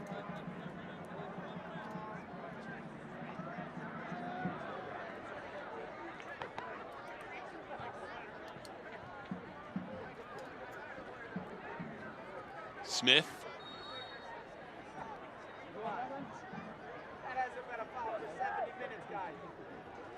Well, foul whistled, so a free kick now for San Antonio, and this has been the hardest thing that Charleston has had to deal with all night. Change for Charleston. Fidel Barajas will come out, and Aiden Apodaca, 26-year-old from Rancho Cucamonga, California, is onto the pitch. Some applause there for young Barajas, and I think today's match you'll have learned a lot about how tough the league can be and how strong he's going to have to grow his body and his mind if he's to keep competing.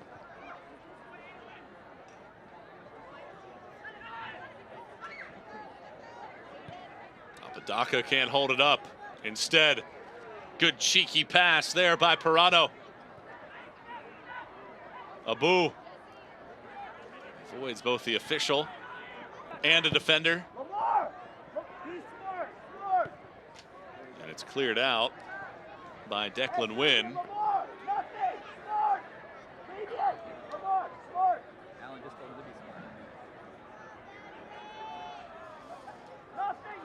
Certainly 3 of the next 4 for San Antonio at home, as we were saying at halftime.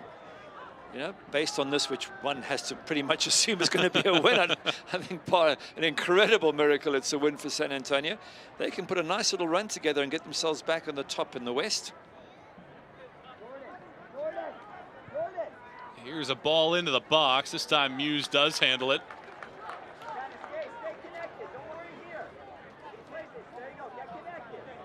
Here in the 71st minute, San Antonio scoring 4 times in the opening 32 minutes. They've added 1 in the opening 10 minutes of the second half. That's why they lead at 5-0 for a team that, entering today's match, had been looking for more consistency from a goal-scoring perspective. A team that has had a different starting 11 in every single match this year. San Antonio had scored 11 goals entering tonight. They've got 5 of them here in this one.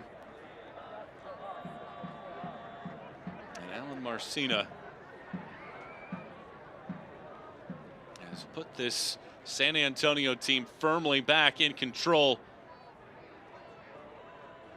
of their season. And as it stands right now, certainly there's matches to be played later tonight, but San Antonio has jumped into first in the Western Conference standings. That obviously will not hold based off of the rest of the evening coming up in the West, but from 5th right back into position to be in control at the top of the Western Conference table. Yep, and as mentioned, those 3 home games coming up, they can sort of solidify that spot, along with, you would think, the likes of Sac Republic and San Diego, Loyal, all going to be there and thereabouts. But only one team scored more than them at the moment. That's Monterey Bay with 17. They have 16, San Antonio.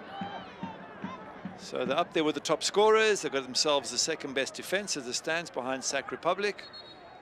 So I'd say pretty much if you're a San Antonio fan, things are going rather well at the moment. Well, I asked Alan Marcino about their goal scoring because maybe a little inconsistent at times this year, and he said anybody on the pitch can score with the exception of Jordan Farr, as he chuckled and said that I don't want them to worry about goal scoring opportunities and, you know, pressing to be that goal scorer entering tonight. They didn't have a player with more than 2 goals on the season. There wasn't any of that pressure of, hey, you got to be able to score more goals. He knew that it would come, and boy, has it come in fine form here tonight. 74th minute, a 5-0 lead.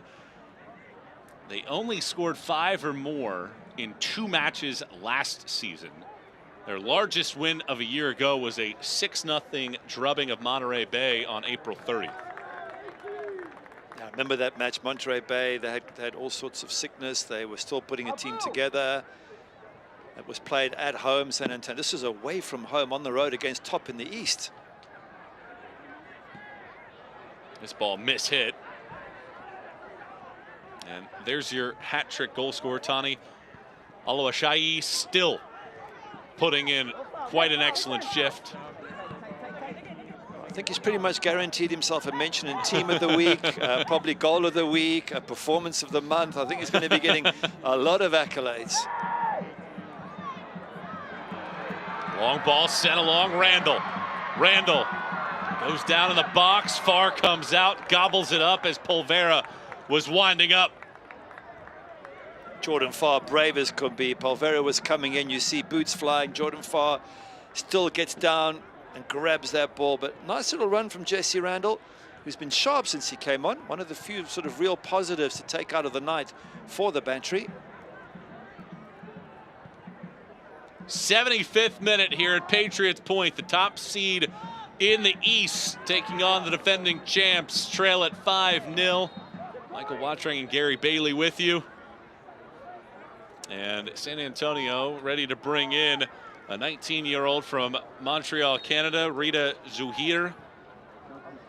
Has 12 appearances in the MLS over the last 3 years, but it has been quite the night for the young 22-year-old native of Nigeria. Tani Oluwaseyi has scored 3 goals this evening, and he's done it in such a variety of ways. This one using the head, his first goal of the night.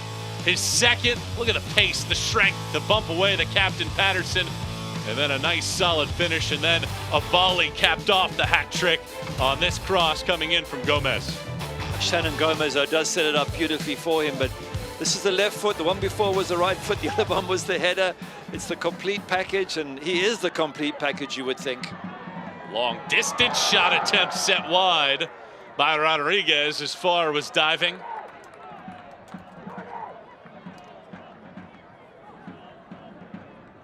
I think it's a very comfortable time for Rita Zuhir to come on, the 19-year-old, and just experience what it's like at 5-0. There's no real pressure. He's got everyone around him to help him just settle in, and exciting for the San Antonio fans to see what this new addition looks like. Al Marcina talked about, you expect on a year-to-year basis that you're going to have roster turnover throughout the season. You're going to have some injuries happen. You're going to have players go out on loan. You're going to have a variety of different lineups throughout the season. It just so happened that at this point, that has all happened in a good chunk of time where they've basically gotten 10 to 12 new players in the span of a couple weeks, and they're just trying to build up that atmosphere that you expect with this culture. What do you say? Mentality monsters? Yeah, brilliant. I love it, and I think he's right, because as players, you're very quick to make excuses. Oh, we've had a lot of injuries. Oh, well, we've been on the road from east to west, or the weather was bad. But if you allow that to happen too often, then you start to make excuses for everything. I think his thinking is brilliant. I think it's top class.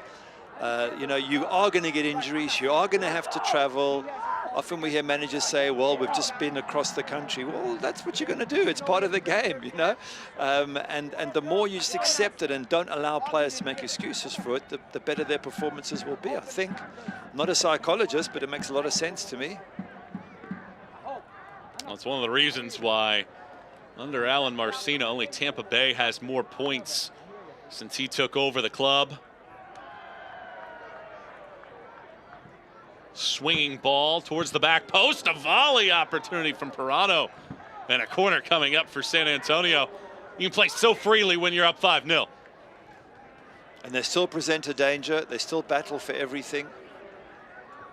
It's this is the performance that I think the rest of the league will look at and think, you know, were the champions or are the champions wobbling? The answer is emphatically no, they're not. High arcing, bending ball. This time Charleston does much better to win the opening two and start a counterattack. This is what they did not do in the first half.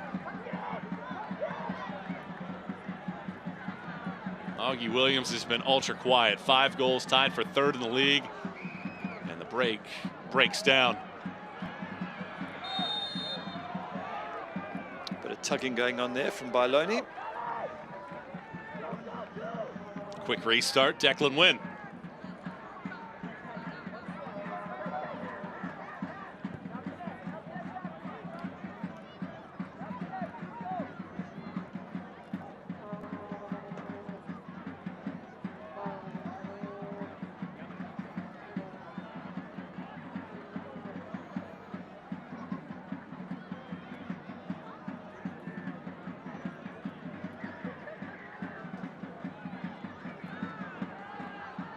Even when Charleston gets possession, they're retreating.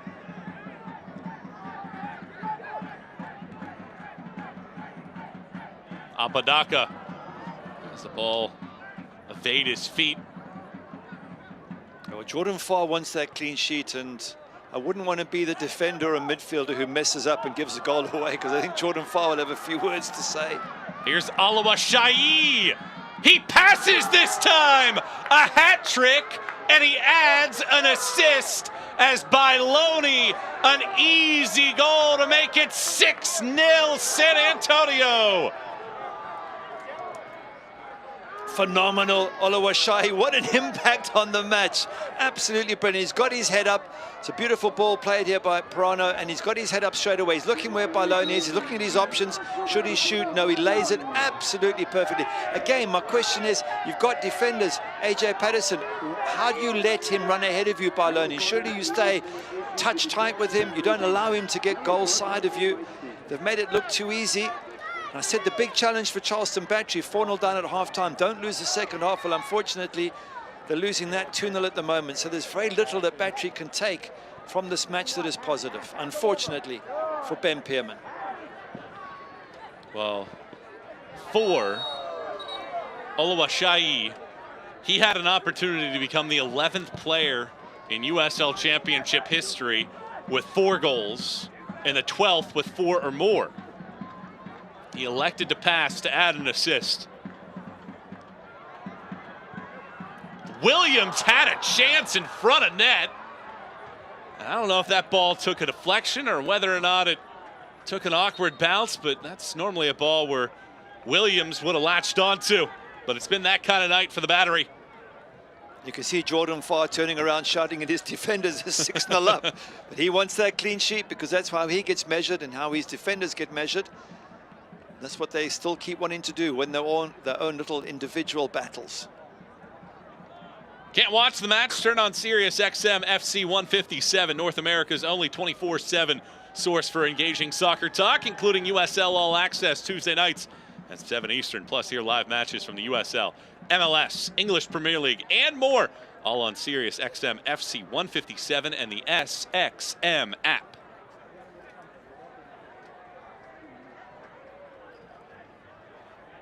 We haven't spoken that much about Jordan Farr, but he doesn't give opportunities away either. He was the goalkeeper of the year last year. He was player of the month for March. He's had 3 save of the week honors. He saved a penalty in the dying moments. I think it was against Colorado Springs to ensure a 1-0 win. So when you do get past this tough defense and this very good defensive outfield, you've still got to face Jordan Farr. I mean, it's just an impressive lineup.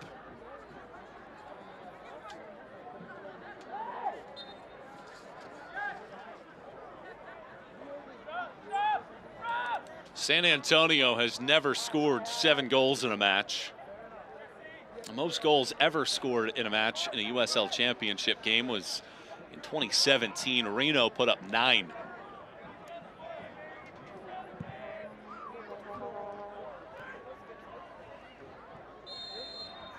Foul whistled as Camarney Smith was grabbing onto the ball, and a free kick coming here. This will be a night to forget for Charleston. But this is one match of a long season worth.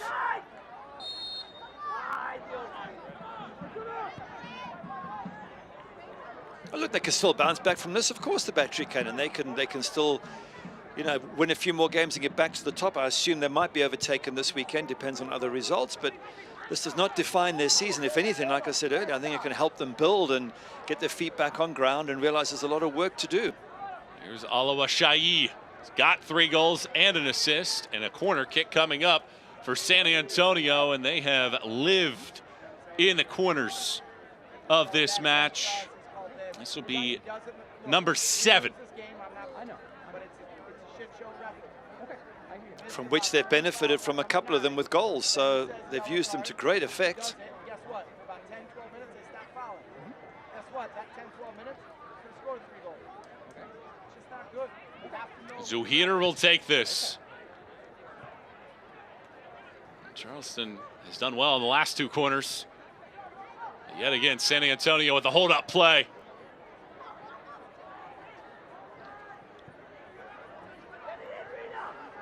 Zuhir into the box, and another corner coming up. Is this one just evaded by Loney's foot?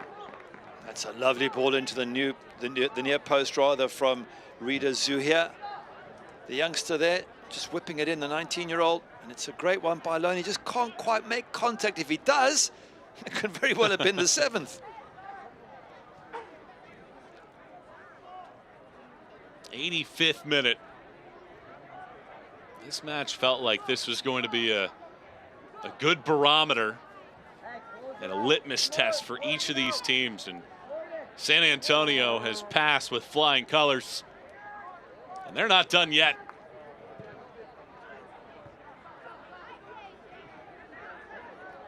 Zuhir keeps it in. Parano.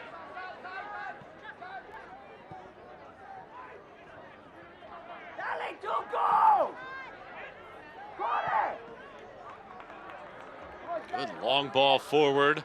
Hefty on the touch. Batista the takeaway. He's been immense at the back, Batista. Such a good defender. Tough, strong, good in the air. And he snuffed everything out. They haven't given Augie Williams an inch to work with, those centre-backs. And Lamar Batista, he leads the team in clearances. In fact, he's second most in the league coming into the weekend in clearances. He leads the team in interceptions, tackles, and blocks. So basically anything to do with defending, Lamar Batista leads the San Antonio team.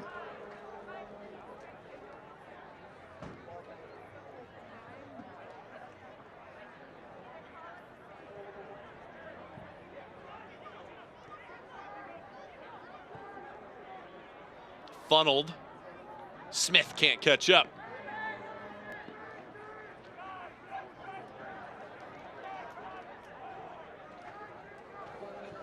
The only thing left in this one is seemingly can San Antonio hold up the clean sheet.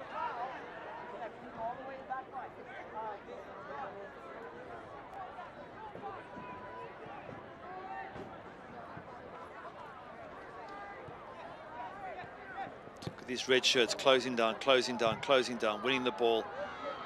If you ask me, can they keep a clean sheet? I would be more than happy to gamble and say yes, because they're just not slacking off. So many teams at 6-0 will be having a party, knocking the ball around, doing Rabonas, having lots of fun, but I think they're scared of Jordan Voll, because they don't want to mess up and concede a goal and have to deal with him in the locker room.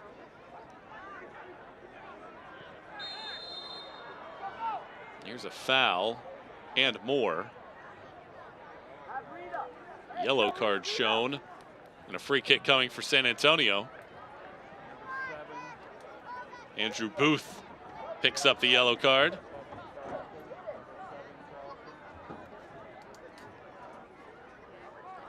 Yellow cards brought to you by Spink's Convenience Stores, located across South Carolina. Even Pirano, who's a lot smaller than all those big 6-foot-plus players around, he still gets stuck in.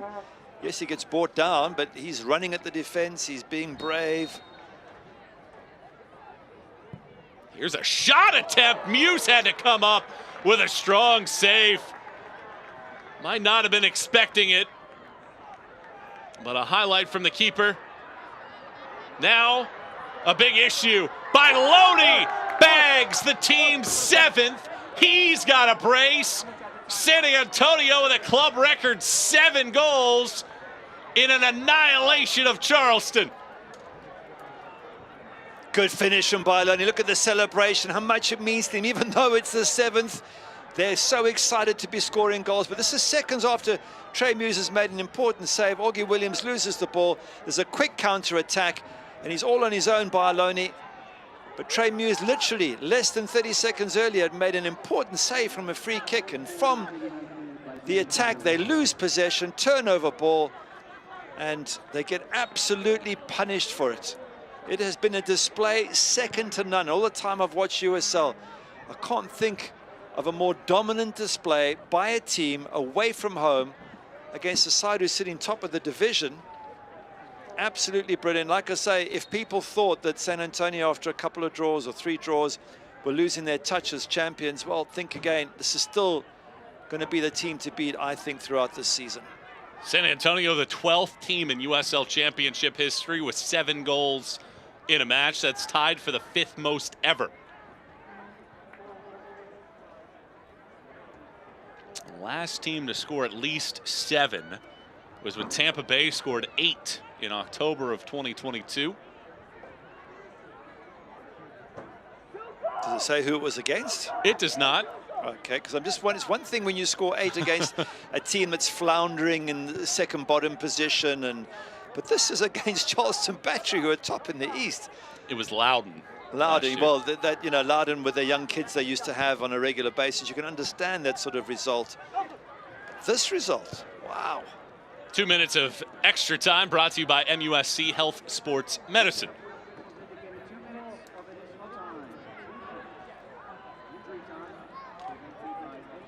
Booth. He'll take a go from long range, and a corner kick coming up as it ricochets off of Batista. And again, just to prove the point, this Charleston Battery side only lost 1-0 at Inter Miami, away from home, in the Open Cup, through an own goal that really just hit Palmer in the face from Dodson's clearance. And Phil Neville saying afterwards that gave them a hell of a game. So, you know, you can push into Miami that far. You're no mugs, and that's how good Charleston Battery are. But look at this result. Wow. Certainly one of the things right now that Charleston has to think about is it's not just the losses in 2 of the last 3. It's the fact that they have trailed for such a long window, 86 minutes. So that means they conceded in the 4th minute against Colorado Springs. Tonight, it'll be an 82-minute time frame in which they trailed, giving up a goal in the 8th minute. So they're falling behind early, and that takes them out of their game plan in 2 of these last 3 losses. Well, just to counter that a little bit, they beat Las Vegas 1-0 away in between that, which was a very good win. So, yes, they have fallen behind early in a couple of matches. They've also been on top in others, but this isn't a 1-0 loss or a 2-1 loss like their previous defeats. This is an absolute hammering. Booth, deflection. Farr will watch this one and grab it. And in the waning seconds of this match, San Antonio to salt it away.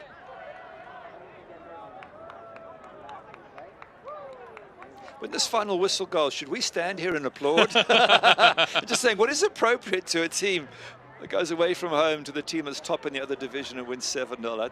I feel like it deserves more than just a comment. One of the most dominant performances in USL Championship history. The defending champs come into the Eastern Conference leaders' home and win it 7-0. Tanny Alawashai, a hat trick and an assist. Bailoni with a brace. And San Antonio dominant. I'm just clapping. I'm going to do it sat down. I'm just going to clap because that is, I mean, you can't explain. It's just fantastic. Alawashai was brilliant, but throughout the team, it was top class. And something for Charleston Battery to learn from. They can take away from this and try and copy a lot of what San Antonio were able to do here tonight. We're back to wrap things up with a full-time highlights. 7-0, San Antonio. Think big. Something life-changing. I'm talking education. Let's get inventive. Blow things up in a good way. Do it for 20 years? Wake up and education has received billions in funding. Who does all this? If you've ever played one of these or these, that would be you. Yeah, thank you.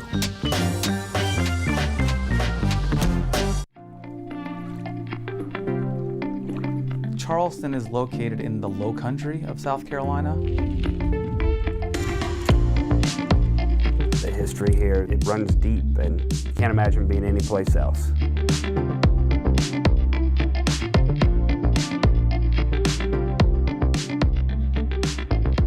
This place is magical.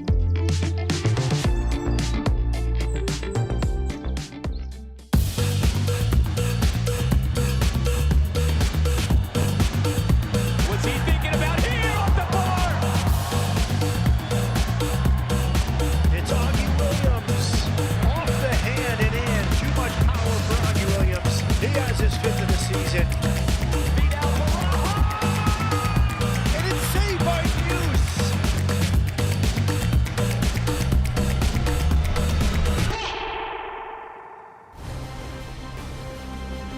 7-0 the final. Score brought to you by Wicked Weed. San Antonio, a team that has dealt with injuries and players missing times, different lineups all year this year. 7-0 on the road, and what a performance it was by Alan Marcina's team. And it started right out of the gates. In the 8th minute, Sam Adeniran puts away this goal. And how hard is it to beat San Antonio when they score first? Well, they've now won or come away unbeaten in 51 straight matches when they score first. That alone is an incredible record, but that was a big ball bombed in the air, which they won. Another one bombed in the air, Tainter first, Garcia next, back of the net. They just weren't dealing with this Charleston Battery. Johnson's not even looking at the ball there to deal with it. He's totally out-jumped in the air. It was just a magnificent performance. Then, another one, this time from a corner. This was the star of the game, Alawashai. Gets a header there. Who's marking him? You've got to do a lot better than that to allow him a free header 4 yards out. And I love the little dance. And 6 minutes later, the man that has introduced himself to the league and will make sure that everybody gets his name right, Tani Alawashai, puts in his 2nd goal, and he was not done. Right to start off the second half. This is a great ball from Shannon Gomez, winning it over the top, and the finish from Alawashai, a hat trick for the young star. Yeah, it's a good finish with his left foot. It bounces up a little bit. Great ball in from Shannon Gomez. Then Bailoni comes on as a sub. This time Alawashai sets Bailoni up. He's got his head up, puts it right onto his path. Defenders don't go with the runner. They don't deal with it. Back of the net, and they are absolutely cruising, ripping Charleston Battery apart. And that wasn't even them done. Yeah, another turnover, and to cap off our Bud Light highlights, Bailoni had options, and he put together a fine finish to complete his brace and a 7-goal effort, the 5th most in league history. How do you sum up a performance from the defending champs? We'll ignore the possession, because bottom line was that San Antonio won everything they put into the box in the air. They had all the knockdowns. They destroyed Charleston Battery at set pieces, and from that they were able to score the goals, and then they were able to pick them off with some lovely passes. All-round brilliant performance from San Antonio. Charleston Battery, a lot to learn from this, and if they're humble enough, they will learn it under Ben Pierman. I'm sure that's exactly what will happen. Well, a dynamic performance from San Antonio. For a time, it looked like Tampa Bay was going to score the most goals in the league tonight. They end up winning at 5-1. Lou City gets the final 2 in their match against Miami. 3-1 victory there. Pittsburgh also taking 3 points. 2 matches currently going. More matches to come tonight. all available on ESPN+. Great night in Charleston, but the Battery fall to San Antonio. A peak performance from Alan Marcina's team, the most goals that San Antonio have scored in USL Championship history, and a 7-0 victory for the defending champs. For Gary Bailey, I'm Michael Watring and our entire crew. Thanks so much for watching. Good night, everybody.